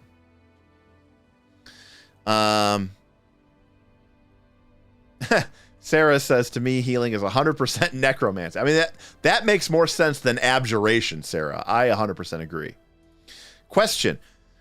Regarding verisimilitude, why aren't high-level adventurers ever seen as celebrities or the wealthy 1%? Why don't rich adventurers break the economy? Because it's a false verisimilitude, Joe. Where is all this money going? How are high-level characters even able to spend money? Who are you buying a magic potion from for thousands of gold, or a scroll, or a weapon, when you could like build an entire castle and army and nation? Like, it doesn't make any sense, Joe. It doesn't. That's my answer, Joe. It doesn't. It absolutely doesn't. In fact, high-level adventurers, if you think about it, are such a rare and valuable commodity. What are they doing going and adventuring? And then if there are high-level adventurers, why aren't they just stomping out all evil in the realm, right? Like, it doesn't... Don't think about it too hard, because it doesn't make any sense. It just doesn't make any sense. It really does not. I don't mind limitations on combat medicine. When the game is telling me that PC skeletons can drown, I have to draw the line. Yeah, I mean, that's the price that a game like Pathfinder 2 is having to pay. They want to give players all of these cool, interesting options. Oh, you could be a skeleton, and you could be a ghoul, and you could be a leshy. But then they're like, or you could be a dragon, but you can't fly, and you can drown, and you can still bleed, and you still have to eat food and drink water, and it's like, oh, sorry. Doesn't make any sense, but it has to, because, you know, in most games, you have the gamist concepts, right? The mechanics that make this an interesting gameplay experience from a board game perspective. You have the narrative. Sarah begin to hey, Sarah. Thanks for all the great content. Love the channel. Keep it up. Cheers. Thank you very, very much, Sarah. We really, really appreciate that. Thank you so much.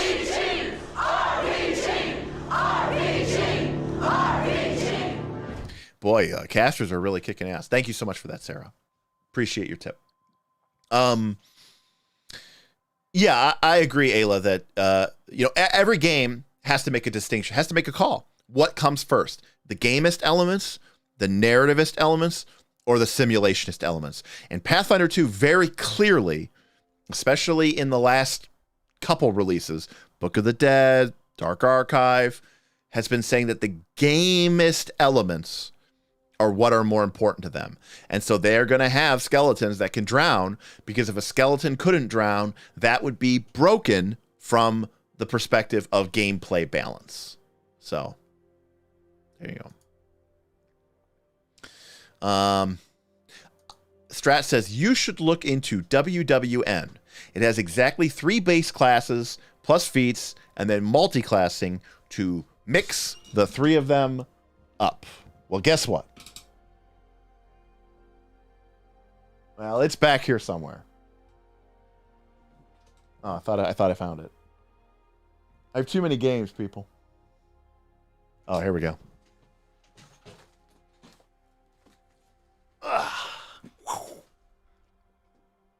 That is Worlds Without Number. We got it. I am aware of what Kevin did. I don't 100% like the way he did it, but it's pretty. He's thinking the same thing I'm thinking.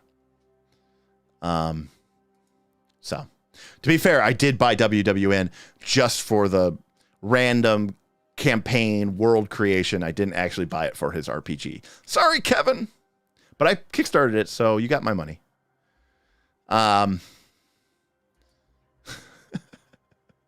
GM Scott. I did this. I don't, GM Scott, I might have missed something. I'm sorry.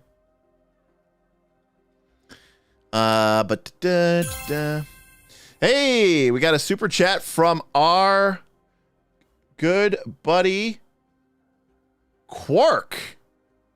Have to support my marshals. Hey, thanks, Quark. Thank you, Quark. Appreciate that so much. Yeah, well, listen, Caster's got the big support, but Marshall's, if we exclude Overlord Farome's a massive $150 tip, then it's actually Marshall's in advance. So with Quark's tip. So as much there is a little bit of a curve, a little bit of an unfair advantage to casters, but we love and appreciate Overlord for that. But thank you very much, Quark. That's very generous of you. Appreciate you, buddy. That's what got you banned. There must be something in the chat bot or in the moderator that bothers people with the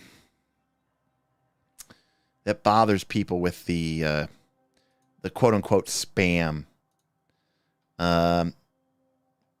Yeah, I have symbol protection on. I'm gonna turn it off. Exclude groups. I don't know. That's exactly what it is. Okay. Symbol protection is now off. You may spam emojis at will. All right. So there we go. That should work. Do it at your own discretion though, because you could get banned for 5 minutes. All right, Lance Quagmire took it. Took the plunge. Okay, there we go. That's what we wanted to see.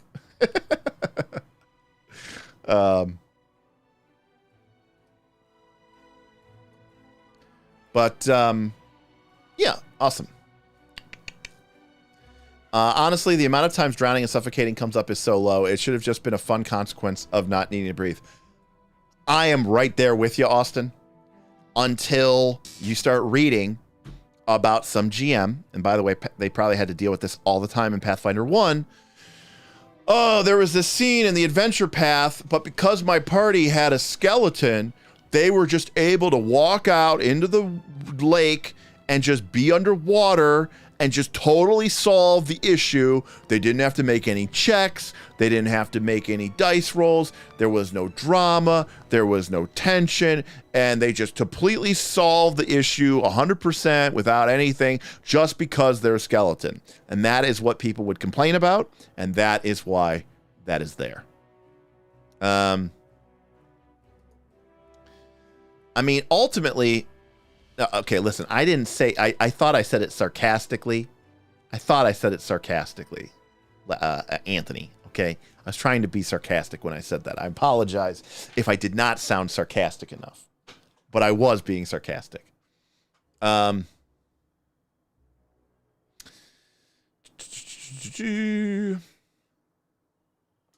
Ayla says, yeah, I get it, but I'm glad I GM my own game so that I can house rule silly things like this. I like to take the gamist foundation of PF2 and reinsert simulation where I like it. I think that's a fine way to... I think that is a fine way to approach the game, because we, as game masters, are the most equipped to handle simulation as elements with our rulings. We are not as well equipped. Scott tipped $3. Imagine if Beric was a skeleton bear. Oh wait, he would still drown. That is actually true. He still would have drowned. That is actually 100%.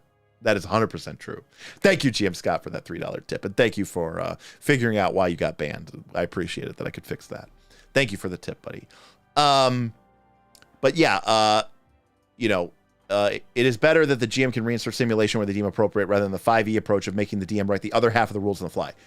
And Ayla, you basically answered what I was going with anyways here, to answer your question, which is, or your statement, which is, rules are tougher to... Balanced, fair rules are much tougher to come up with on the fly.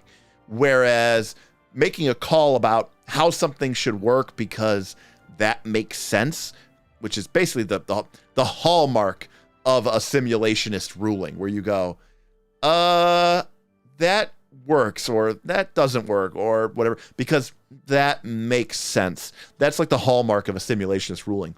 A GM, being a smart, capable human being with life experiences and knowledge, is much better equipped to make those kind of calls and decisions than... I don't know, what should the hardness value of that thing be so that it's an appropriate game balance. That's a lot harder to make a decision on.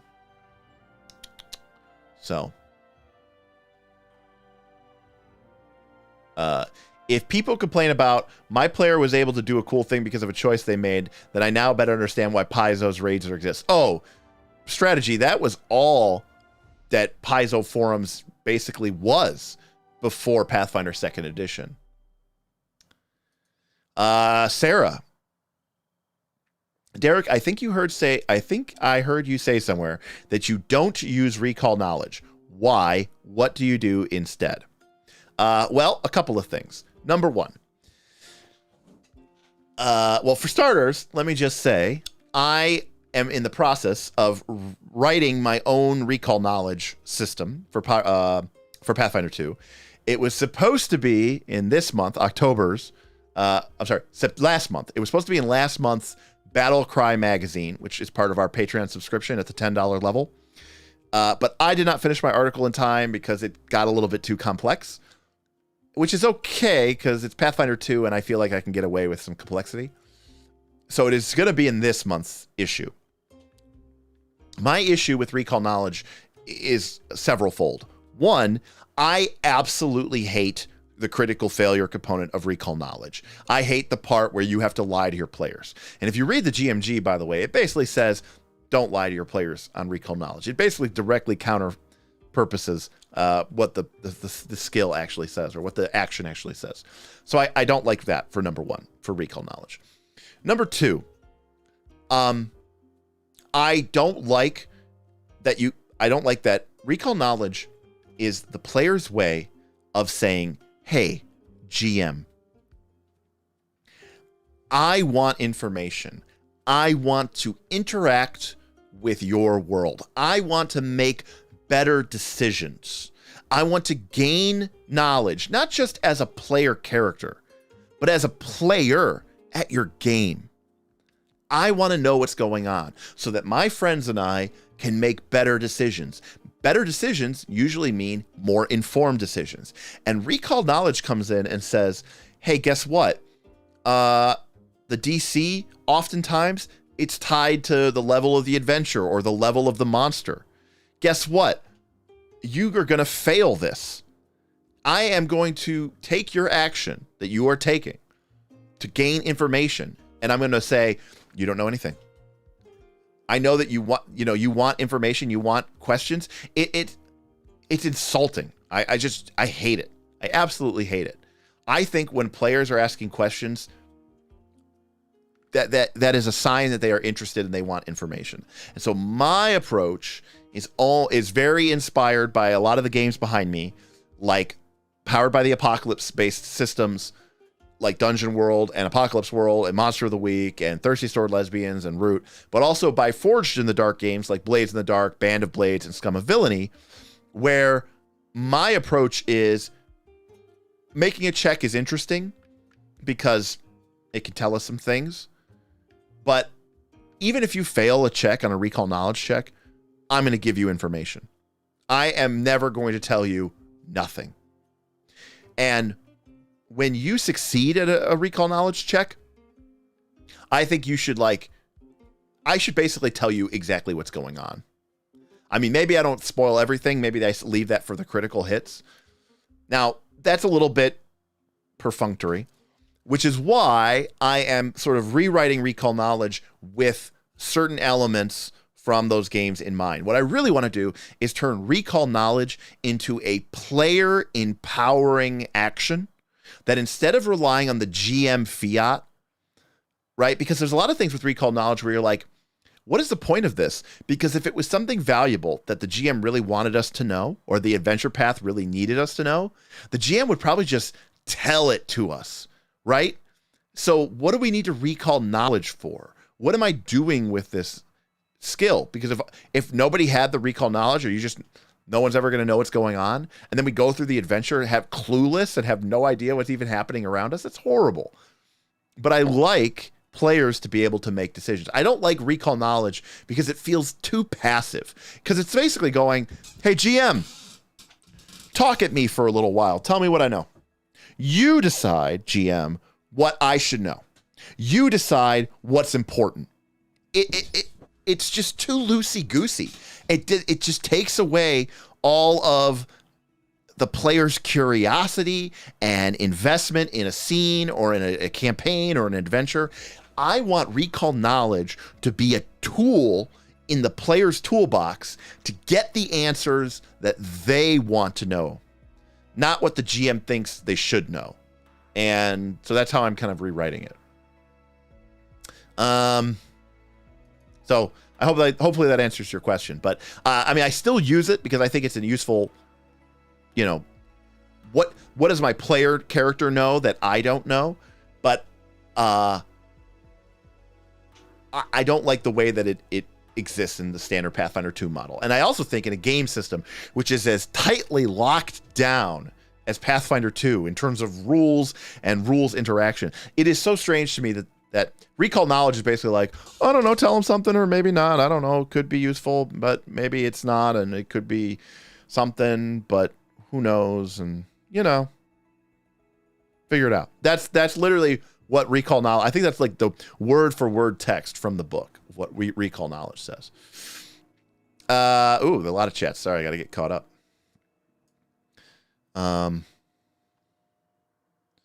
Brothless says, can you read the Ragon Wolfbane comment about the medic PC? I think it's a quite interesting topic. Brothless, I'm sorry if I missed that comment. If somebody wants to repost it or something, or if Ragon wants to repost it, I will try to answer it when I get down to it. Joe apparently already wrote their own recall knowledge system, and they're going to send it over to me. All right, Joe. I think we're still connected on Discord. So, and you're probably still a patron to the end of the month at least, right? I think, maybe. Anyways, send it over to me. Have you ever brought up the concept of Paizo's razor in conversations with RFC? Oh, yeah. Oh, yeah. I know. You think I give Mark a pass? You think I give Steven a pass? Please. 100%. Of course I have.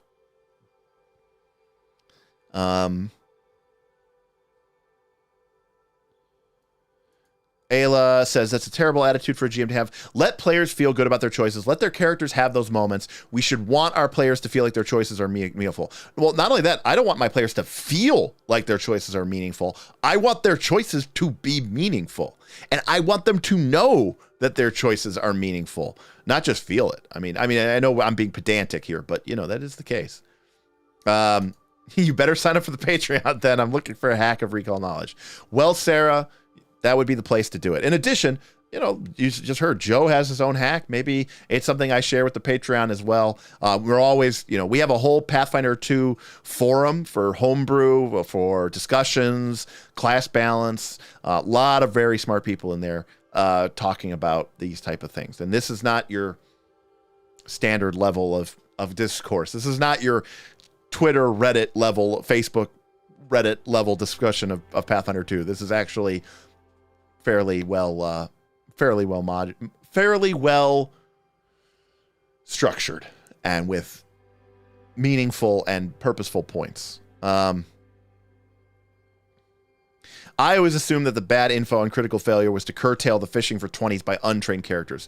Yeah, Leorn, they also should have just said trained only. I mean, that's also how you do that. But it's just still silly because you could still roll a nat 1 and then 5% of the time you get that's just so stupid. And even it's just so stupid. Again, some of the things that they were afraid of in Pathfinder 2 leading to certain game decisions, it's like we're all having to pay the price for this small percentage of horrible, trollish, dickish players. And I hate that. Quirk. Recall knowledge is one thing I don't like about Pathfinder 2nd Edition because of how vaguely it is written. Same reason I don't like the investigator class. You learned something. The GM will tell you what. It's like, okay. Kevin, is Pathfinder 2E just homebrew for D&D 5E? I mean, technically, yes, because Pathfinder 2nd Edition is based off of the OGL, and D&D 5E existed before Pathfinder 2nd Edition, and like all versions of D&D before it used Strength, Dex, Int, Con, Wiz, Charisma. It used Armor Class, Attack Bonus, Longswords do D8. everything of that nature. If you look at the back of your Pathfinder 2nd Edition core rulebook, you will find a copy of the OGL, which basically tells you that Pathfinder 2nd Edition is just a version of Dungeons and Dragons. So, yes.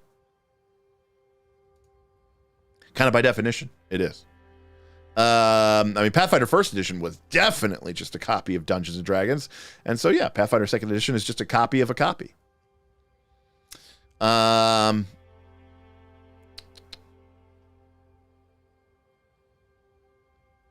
Brothless says, I separated recall knowledge into two abilities. Lore knowledge, where you can get wrong, and then I lie or mislead my players, like they mistake one tradition for another, and combat knowledge. I get where you're going with that, Brothless, and maybe that's realistic. I still don't see how it helps your game, though. Like, is there ever a moment where players feel awesome that they acted on wrong information? I'm just thinking about, I think about the player experience at the table a lot of times. I think there's a mindset of this, like, this purist game master, this pure simulationist game master, where they're like, my goal is to create a real world. And into this world come my players, mere peasants, mere pawns, to experience the wonder and splendor of my creation. I think about D&D from a much more psychological standpoint. This is an entertainment vector for the players and myself. How do I create a system? I don't just mean tabletop role-playing game system.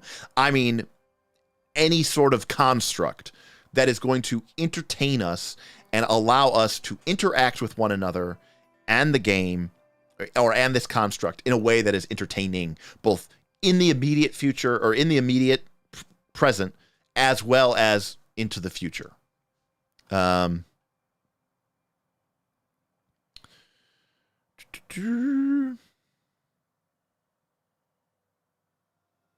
already have things in the game that require skill level to even attempt. Should have put that on recall knowledge too. Yeah, that seems fair. I mean, recall knowledge, I mean, there's even endemic problems to the game, which is like, okay, so you get higher level.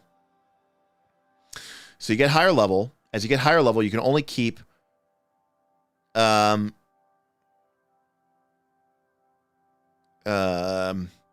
one knew it was an ogre, the other knew it was a troll and weak to fire. It was a fun role-playing interaction without too many consequences. I mean, okay, maybe that's probably good for a laugh, but I don't know that it's like a great play pattern, Unikatsu, that I would want to see all the time. Yeah. Ayla says, I'm increasingly tempted to get in on the Discord with Patreon. I love Pathfinder 2, but the Pathfinder 2 subreddit community seems to be, oh, yes, God, an echo chamber of people who refuse to acknowledge the game's imperfections. Ayla, we FYI, I've been doing class tier lists. I've been saying that some classes aren't as strong as other classes, and I think fell short of what I would consider to be the high standard of game design that Pathfinder 2 otherwise maintains. And I think that some classes are undercooked. That doesn't mean that they are completely unplayable. I just think that they do not meet the standards that they should have met from a game design perspective. And Reddit destroyed me because Reddit was just like, everything is great. Pathfinder 2 is the best thing ever. And,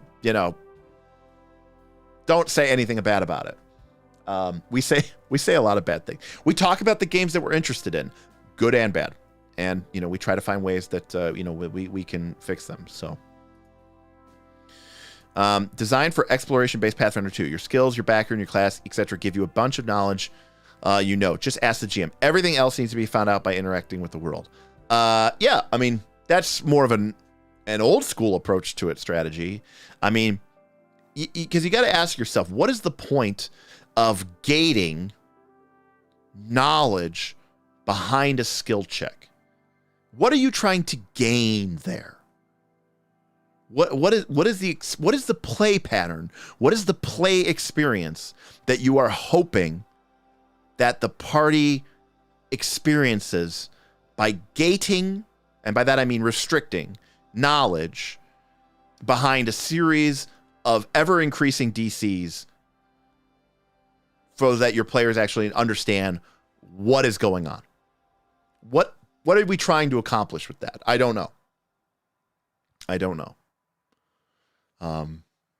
I myself am very curious about that. Like, what is the intention there? I can't think of a good answer, so I'd love to have people perhaps, I don't know,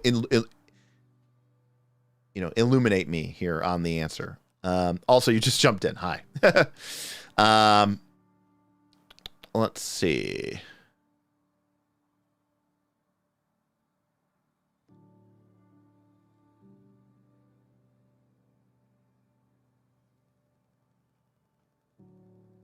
Brothless is saying, well, it's for role playing. That's basically what he's saying. I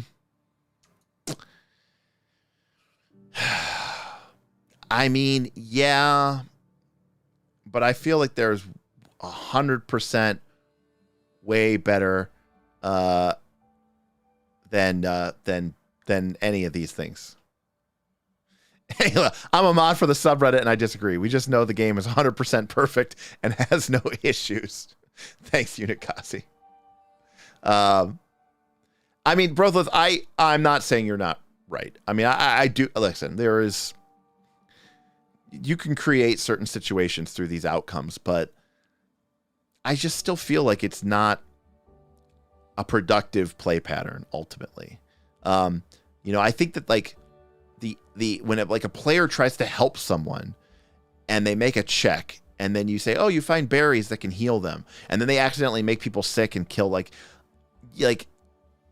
there's a certain type of game where I guess it may be a certain type of player experience, but I think it ends up feeling like a bait and switch. And I don't think anybody likes experiencing a bait and switch. And I strongly recommend that people do not use bait and switches in any capacity in any role-playing game ever. The worst thing that you can do to players is like tell them that the last couple of sessions that they've been working for, they've actually been helping the bad guy. Now that works in TVs and that works in movies, but it does not work in role-playing games. I promise you, just if you don't take anything else from me ever than this, take it from me. Bait and switches are horrible in tabletop role-playing games. Do not do them. Ever. Like if you are playing a heist, this is a common trope of heist movies, right? The people risk their lives. They go on the big thing. They get the secret suitcase with the money or the microchip, and then they get it and they open it up and they discover, oh, it's missing. The bills are fake. The microchips have, been supplanted. Oh, their arch nemesis got there first. That is totally a trope of spy movies or heist movies, and do not do it in a tabletop role-playing game. Do not do it. Do not do it. Do not do it. Do not ever do it. Do not do it. I will not be moved from this stance. Ever. It is a horrible idea, and it will lead to horrible outcomes 99.9% of the time. So, anyways. So, Unikatsu represents a mod for the PF2 subreddit and a member of the KOSC. Unikatsu, that's a tough tightrope to walk, my friend. On the replies to Derek videos, it was clear 99% of people commenting didn't even watch it because they thought a C was bad, which he specifically said wasn't the case, and they didn't even know it. Which, I mean, in a nutshell, there you go. I also said, by the way, Unikatsu, that S's, I thought, were problematic. Yeah, if you're just a car op munchkin power gamer, they're great. Oh, this class is way better and performs its functions significantly at a higher level than most of the other classes in its sort of archetype. I think that's a bad thing. I mean, from a game design perspective, I think that's a problem.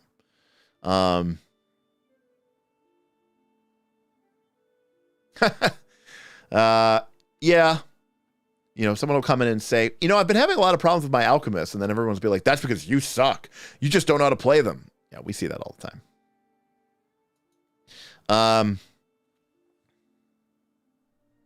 But the problem is, Brothleth, especially if they critically fail, how do they know that they failed? They don't necessarily know it. Also, I mean, our characters are supposed to be trained. Our characters are supposed to be experts. Our characters are supposed to be masters. Should it really be the case that 50% of the time the answer to, hey, do you know what this is no? Also, the things that people want to know the most about, this is what I was getting to about, there are systemic issues. Because you might want to know about this monster, the big monster, the scary monster. Oh, you mean the monster that's higher level than us and is a rare? Well, good luck. You're never going to know what that thing is, because being higher level than you makes the DC higher, and being rare or unique makes the DC higher. And it's Pathfinder 2, math is tight, and you're going to fail. And you're like, I don't know anything. Sorry. But like, you're the master, you're the wizard with the high int. If anybody could know about this creature, it would be you. And you're like, I got nothing for you, fam. Sorry. We're on our own. And the players are like, okay, so I guess we just go into this fight with no clue or no knowledge, and I guess we'll just spam strike until it's dead, because that, and maybe cast slow a couple times. That seems to be work. Anyways, I'm getting off topic.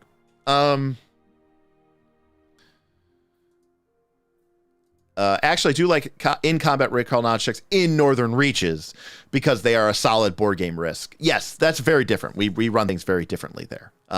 Yeah, getting actual info on a success. Recall knowledge in combat, where you can actually gain real actionable information, I think is totally fine the way it's structured. Because to me, also, recall knowledge really should be more... There should have... spoiler alert. I'm going to have, similar to what Brothleth talked about, I'm going to have a different action as an exploration tag versus a different action with an encounter tag. Because to me, when you're in exploration mode, you're not trying to quickly recall. Like, recall knowledge to me is, I'm under attack, there's monsters, this is a 6-second combat round, and a single action is only 2 seconds of it, and there are arrows whizzing past my head, and dangerous snake monsters spitting fire at me. Can I remember something useful or knowledgeable about this creature? That to me is where a dice roll feels particularly important. Because yes, I am very trained at this, but these are very, very, very stressful situations. Outside of combat, in an exploration mode, or even in a downtime mode, that is very different to me. That shouldn't just be recall knowledge. It should be more of a investigation and theorizing and puzzling.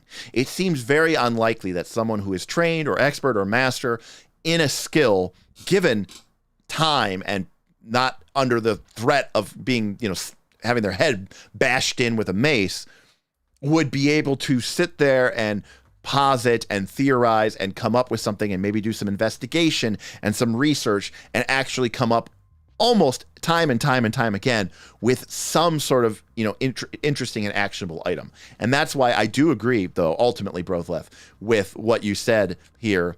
And I agree with Strat, where I think recalling knowledge in combat is different than recalling knowledge outside of combat. And I think there should be 2 different sets of game actions to handle that appropriately. So yes, ultimately, Brothleth, I agree with you.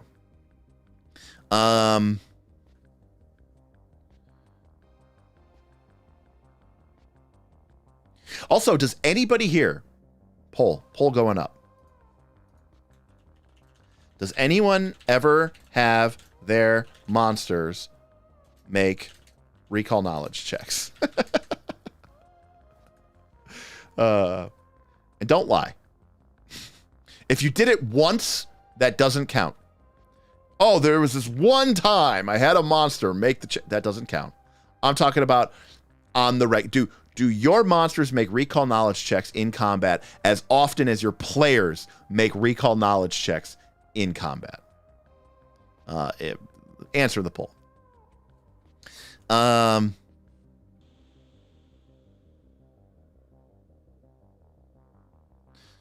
Isn't it just common knowledge that alchemists are broken? I mean, depends on what your definition of broken is, Kevin.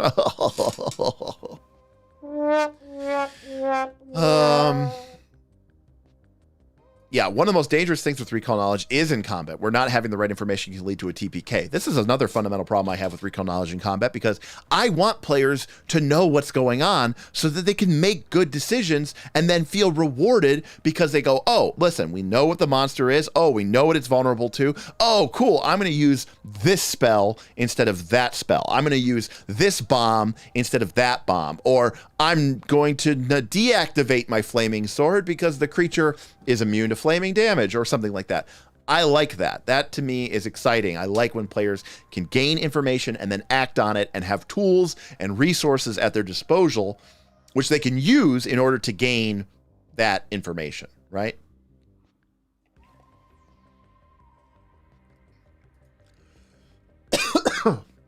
Joe, I'm playing the Bloodlords AP at the moment. Oh, sorry. I'm dying.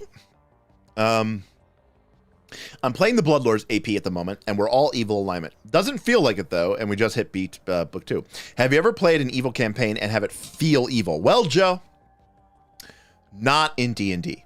But I have played Blades in the Dark campaigns, and my last Blades in the Dark campaign featured a group of drug designers, basically like a team of Walter Whites from Breaking Bad, who designed crazy, high-end, expensive drugs and then sold them to mostly just to the high and elite in the city because they were the only ones who could afford it. Got involved with some brutal turf wars, which involved killing members of those people's families so that they wouldn't do reprisals against them, holding people hostage, ultimately conning them into becoming part of a fake cult and religion so that they could get people to essentially Jim Jones and drink the Kool-Aid so they could all die and they could take their souls and use them as a magical component to create an even more powerful drug so that they could make enough money so that they could rig an election so that one of the characters could become elected mayor through skullduggery and bribery. So, and along the way, there may have also been a accident, which they actually created, that killed thousands of innocent people, which they did just to cover the tracks of a theft that they did. So yeah, that was pretty evil, I would say. But it wasn't D&D. So there's that. All right. The poll. All right. All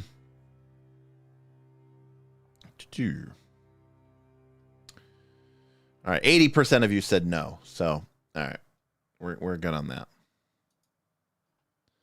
All right. Sorry if I'm missing some stuff here.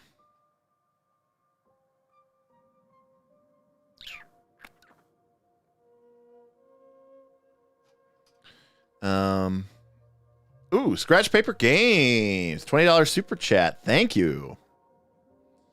Scratch Paper Games. Have you ever played a session, as multiple PCs? I experimented it with a limited solo series and found that the player actually had various characters debate events from their own point of view. I mean, I think that's particularly awesome. So to answer your, and then you followed up here with another super chat. Thank you, Scratch Paper. Kind of took on a Final Fantasy feel, especially with highly cooperative combat without being meta. Thoughts? Well, I mean, in Aaron's campaign recently, I got to play my high level fighter and my high level cleric, and this was not solo. This was a group, and I think it could be fun. I think that when you play the same when one person is playing two PCs, I think you could be a little. Actually, in some cases, you can actually be a little bit more. I don't know. You could be a little bit more into the role playing a little bit because you're not going to hurt anybody's feelings. It's your character that's kind of shit talking your character, right? They can go back and forth. But in our 4th edition campaign, we had a character that was called a companion, which was like an NPC that's like a half PC, half NPC. So it's not as complex as a PC because that can be very difficult to manage. And this drow fighter named Jekt was sort of a cohort or sort of a lieutenant of Aaron, William Brandis's character, who and William Brandis, Aaron got to control him and play him and, make certain decisions for him. And we kind of traded back and forth between how much, he actually controlled them. I always think it's very, very interesting. And I think that I've often even thought about playing in Legend of the Five Rings, if someone makes a very social centered courtier character. Well, traditionally in Legend of the Five Rings lore, someone who is a samurai, who is more of a nobleman and a politician and a courtier, will have a yojimbo, a sworn armed bodyguard. And I like the idea of that player getting to make two characters and basically playing as both of them. And, the one character is sort of subservient to the other character, but having that task be on that player to sort of play these two characters as separate people with separate motivations. And, the idea is like, look, you're my sworn bodyguard, so there's a fundamental alignment of our motivations. And so that way it's not completely crazy. But I think that's very cool. And I don't think a lot of people, I think part of the problem is, Scratch Paper, that modern day games like Pathfinder 2 especially, I mean, these characters are so complicated, and being asked to play two of them, I think, can just blow people's minds up. So it was pretty tough. But thank you for the super chats. That was very, very awesome. And I agree with you. I have found it to be very interesting and something I think I'd like to explore more. And again, I think that when you play a more complex game, it can be tough. So that is that. Who are the three people that said yes? All right. Let's see. Regicide, not genocide. A fighter named Jack. I mean, I'm sure there was a Final Fantasy element there. Yes, it's from Final Fantasy X, and I hate that game. So, Unikase, take care. Take care, buddy. Yeah, actually, going back to what Scratch Paper Games said, and what Austin just said. Where is it? Is it up here?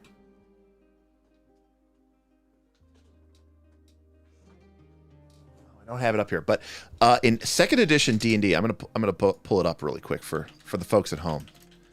Give me 1 second, folks.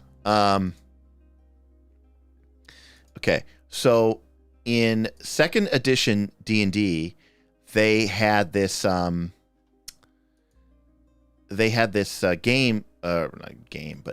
box set called The Council of Worms. All right, and I'm gonna pull this up here.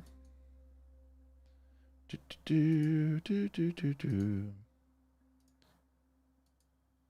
we go. All right, so this, oh my gosh. This is the Council of Worms box set here. And what was cool about this Council of Worms is this is a world dominated by dragons, and it had rules for making dragon PCs. And the dragons were the kind of the great race overlords of this world and creation. But being massive dragons, there were things that they couldn't do. There were places they couldn't go. And so you had these servitors, these humans and dwarves and elves that sort of were part of they're almost like your servants. And these were just regular PCs, half elf fighter and dwarven cleric. And they were like part of your entourage. And so the game would shift back and forth. So like your dragon would be part of these epic dragon level concerns, but then your dragon might go like, hey, we need to go into this dungeon, because it's Dungeons and Dragons. We need to go into this dungeon and get this powerful artifact so that we can prevent war with the great Northern Kingdom. And then the dragon PCs, you and your party, would all send your humanoid or demi-human PCs in to like go into the dungeon or do like the covert ops stuff, because your dragon was this big, massive dragon that was, not going to be doing any sneaking around or going into any dungeons. And so I thought that was always such a really, really, really cool concept. But yeah, I have my box set somewhere. I just don't know where it is. Yeah, it must be somewhere. Anyways, very cool. It had some awesome poster maps as well. This really, really cool set of poster maps.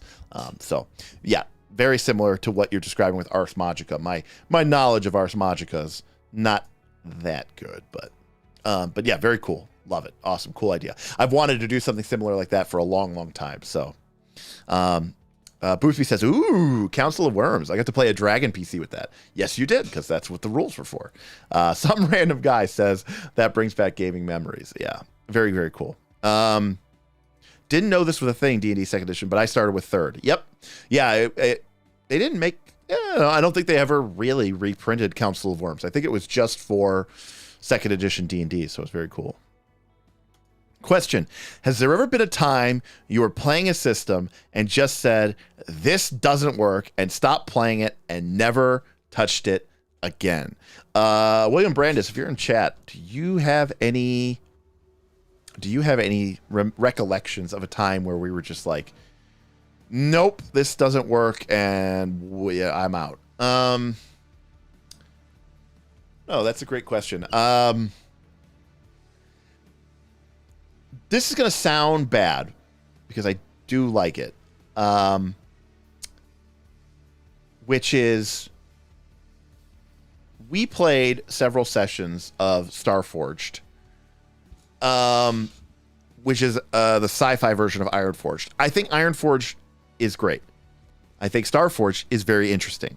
But we, in theory, tried to play it as a GM-driven / collaborative game, instead of just like a pure solo game / a pure collaborative game. But even a collaborative game, I still think, honestly, in a way, I think Starforged and Ironforged might be best as a solo game. I know that sounds crazy to say, but I think it really would be almost better as a solo game. Or you have to have a group that is very much on the same wavelength of what everything is and should, and what is and isn't. Again, that game to me kind of was very wonky as a traditional role-playing game. And I remember sitting there several times going like, what is even going on? This is not functioning for me. Joe Castle and Ayla both dunking on 4th edition. Teardrop, we love 4th edition here. But I understand it's not for everybody, so that is quite all right. I mean, it is a very, very gamist game, and there is no doubt in my mind that they were trying to attract the World of Warcraft MMO type, game. Have I played Brindlewood Bay? No, not yet. It's on my list to pick up, but have not picked it up yet. But I've heard good things about Brindlewood Bay, and I want to check it out, so definitely. But yeah, honestly, Starforge might be the closest. I'm trying to look back here at other game systems that I have here. I mean, 4th edition D&D and Pathfinder 2nd edition are almost, in my mind, they are the closest D20 systems to each other, hands down.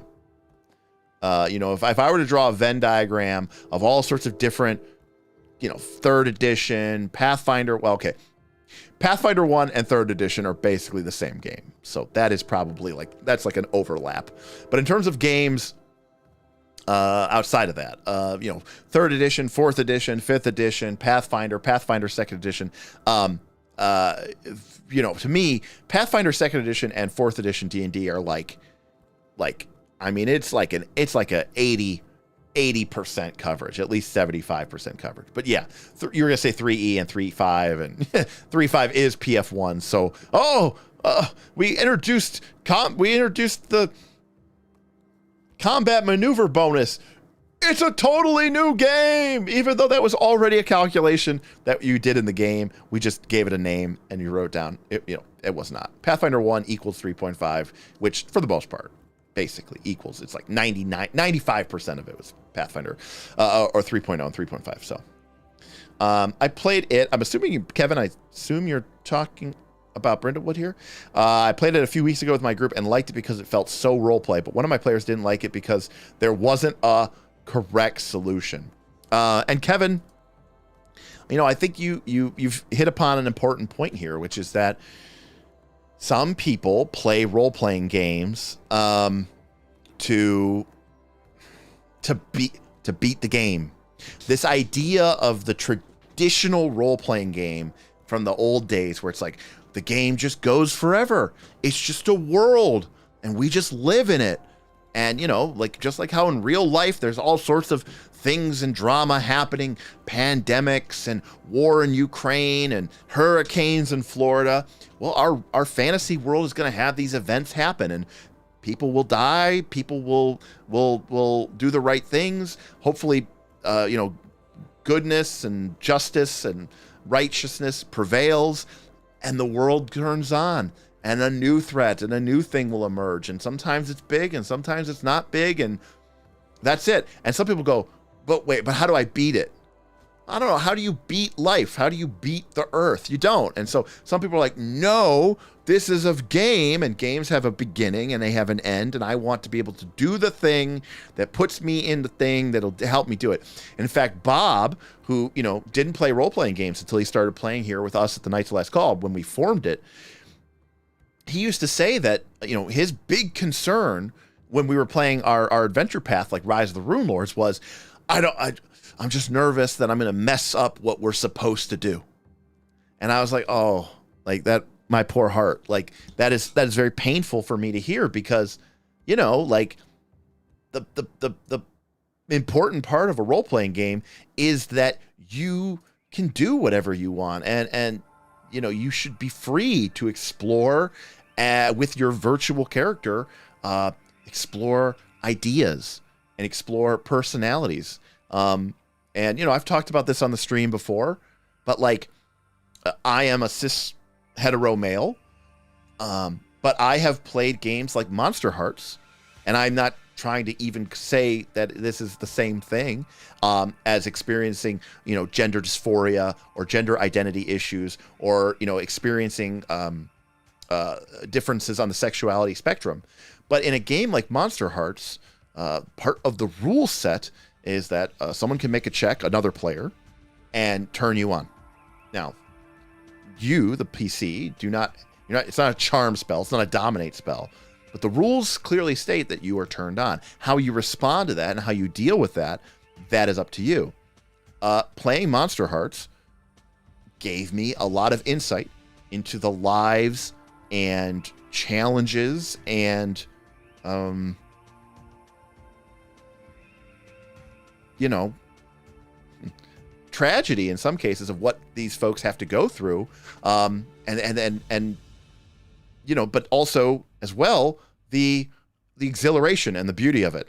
And it should come as no surprise that first edition Monster Hearts was written by Joe McDalno, but Joe, perhaps feeling buoyed by the release and success of Monster Hearts, decided to embrace her, you know, true identity and true name, and now goes by the name of Avery. And second edition had her proper name of Avery on it. And, you know, when learning that this RPG was not just a role-playing game, but also a way for someone who is experiencing these gender and identity issues to express through a game how they struggled with, you know, the elements within them and the everyday challenges that they went through, was very, very eye-opening. And there are other role-playing games out there as well, like Night Witches, which is about a group of all-female aviators from Russia in World War II who flew outdated planes and attacked the Germans, but they faced incredible sexism and incredible danger because of their gender, and yet were these incredible brave stories of these brave women.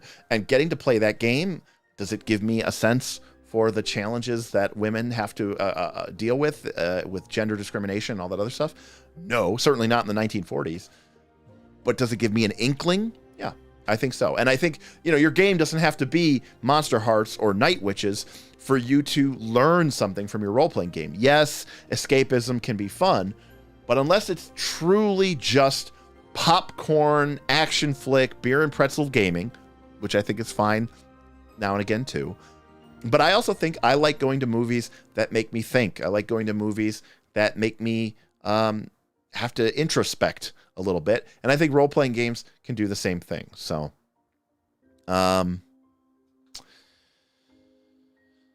Yeah. Anyway, sorry. If you give me 2 weeks with Pathfinder 3 or 3.x, I'm pretty sure I can find a way to beat the Earth in it. That seems reasonable. Years ago, I tried introducing a friend of ours who's only played video games to 5th edition. First session, I put him in a danger room. When I sent in the second wave, he said, wait, you can just add more enemies? That's not fair. How do I win? He never got it, regardless of how much we explained. And that definitely is definitely the case sometimes. People, you know, and again, it comes down to expectation settings. You got to make sure that the people know, you know, there can be a tendency sometimes, I think. Role-playing games require people to play. And a lot of times you have a GM. Maybe they want to play a role-playing game.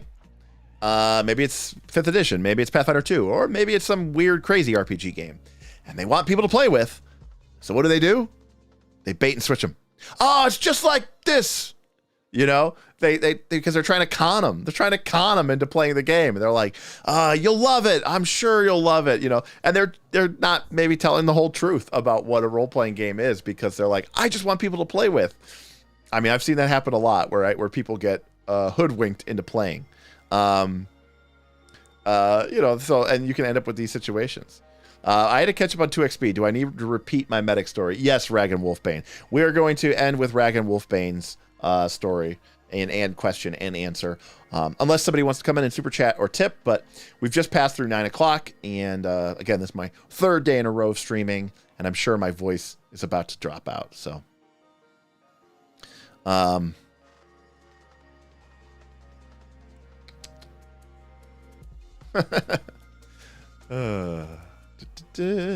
Strat says TTRPGs are just inherently great for LGBTQ plus stuff. By removing everything a step from reality, people can be more free to express and explore these things in a safe space. Yeah, I agree. So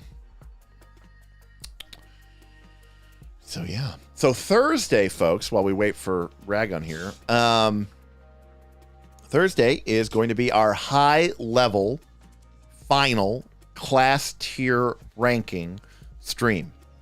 So these are going to be the final shifts as we kind of examine what happens to these characters once they hit that pivotal level 15 and you know, jump ahead to legendary proficiencies and skills and the very highest level spells in the game. And hey, we got a super chat from Lampley for $20. Thank you, Lampley. Appreciate that. No message. Hopefully you didn't type one in and it screwed you out of it. But if you do have a special message for us, Lampley, I'd love to read it. If you're just super chatting us, let me say thank you very much. Appreciate that. Glad to have you with us, and appreciate you showing the marshals some love there. So that was very nice of you. Very generous of you. Thank you, Lampley, for doing that. Appreciate seeing you in chats, Lampley. I've seen you in a couple, and hopefully you enjoy your time here. Are we ranking? And that is going to, you know what? Even I have limits, Austin, and we might get demonetized for that one, Austin. I can just see the thumbnail.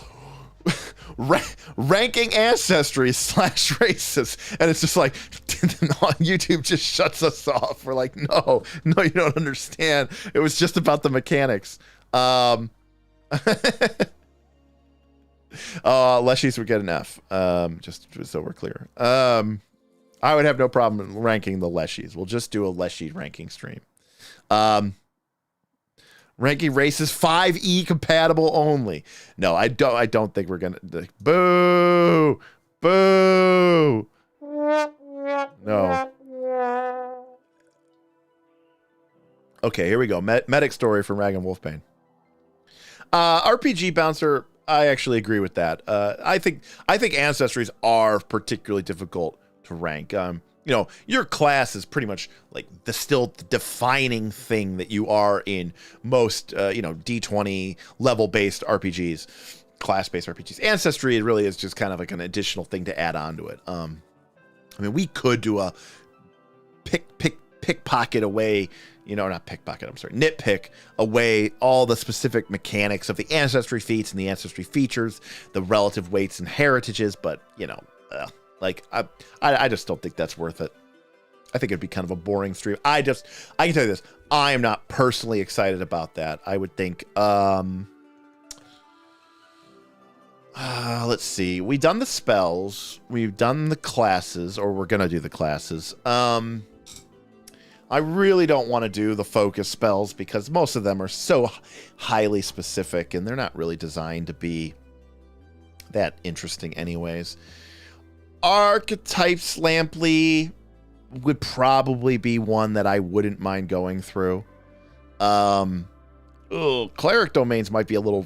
That's cool, I think, actually, Lampley, but I think that's like way too specific. Now we're getting into the like nitty-gritty, like, let's do all of the rogue rackets and let's do all of the hunter edges. I think that'll be kind of tough. All right, William Brandis, go home. You're drunk. We're never... Backgrounds. Hey, here's a list of 27, 37, 57 things that don't matter at all and shouldn't exist in the game. I think backgrounds in Pathfinder 2 are probably, for me, the single biggest failure of the entire system. They're just so uninspiring and they're so boring, and the way that people choose them is so horrible, and I don't like almost... I don't know that I like a single thing about backgrounds in Pathfinder 2. What Lampley just said is absolutely correct. Yep. Just pick 2 attributes of skill and skill feat. Done. Move on. And describe how that describes your background. I got strength and con because I was a fighter, and I had to do a lot of push-ups, so I'm trained in athletics, and I've got assurance athletics. Like, just it's so stupid. All right. Friend from 5th edition tried Pathfinder 2nd edition and built a medic character, and first time he rolled to treat wounds, he got a natural 1. He downed our fighter and was so mad that a character concept could be invalidated completely. I understand your friend's pain, but I do think, as someone who plays D&D and understands the joys of the Nat 20 and the absolute pits of despair of the Nat 1, I actually think that's pretty fucking hilarious. I also, again, love the idea that we are playing a game. We voluntarily choose to play a game where you can build a character who is a trained war medic as their background, as their archetype, has feats dedicated to healing the sick, the dying, the injured, both in terms of long-term care and an immediate battlefield triage. And they can walk up to somebody and, I don't know, split them in half and kill them.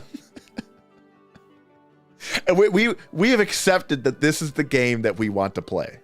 And potentially that might happen 5% of the time. So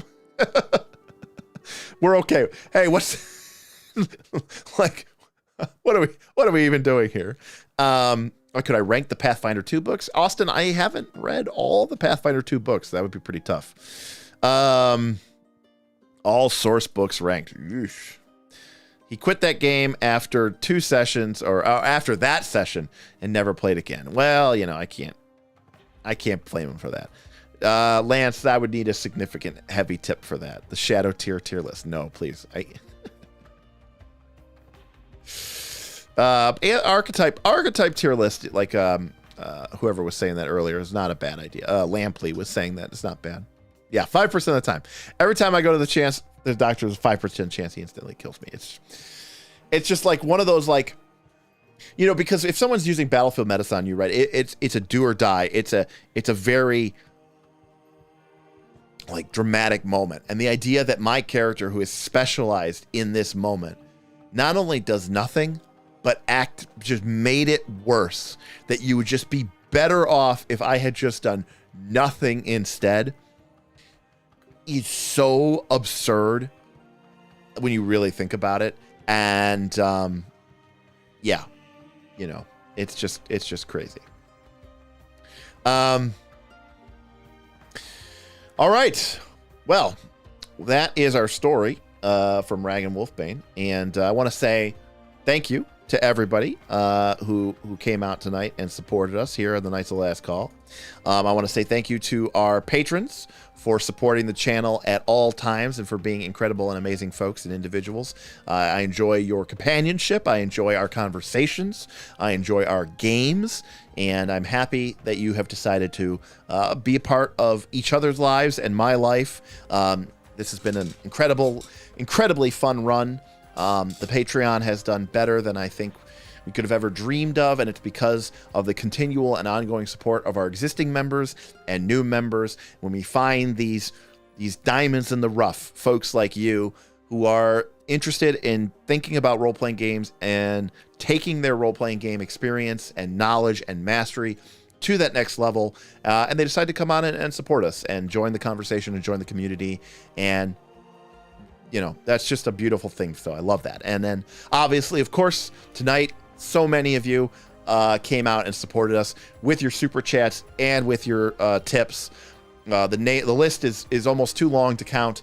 But again, I do want to give a special shout out to Overlord Ferome, who's still our hype boss leader, even at the end of the stream, for that massive tip. But thank you to Scratch Paper Games, Lampley, GM Scott, Quark, Sarah, Combat Medic Bush, Ben, Matthew, GM Scott, and yes, even Jason B, who led us off at the start of the stream. So thank you, everybody, for that. And of course, we will be back Thursday for our high level class review, 15 to 20 of our class tier rankings. So make sure you stay tuned for that. So thank you so much for joining us and hanging out with me tonight. And we'll see you next time on Knights of Last Call. Peace.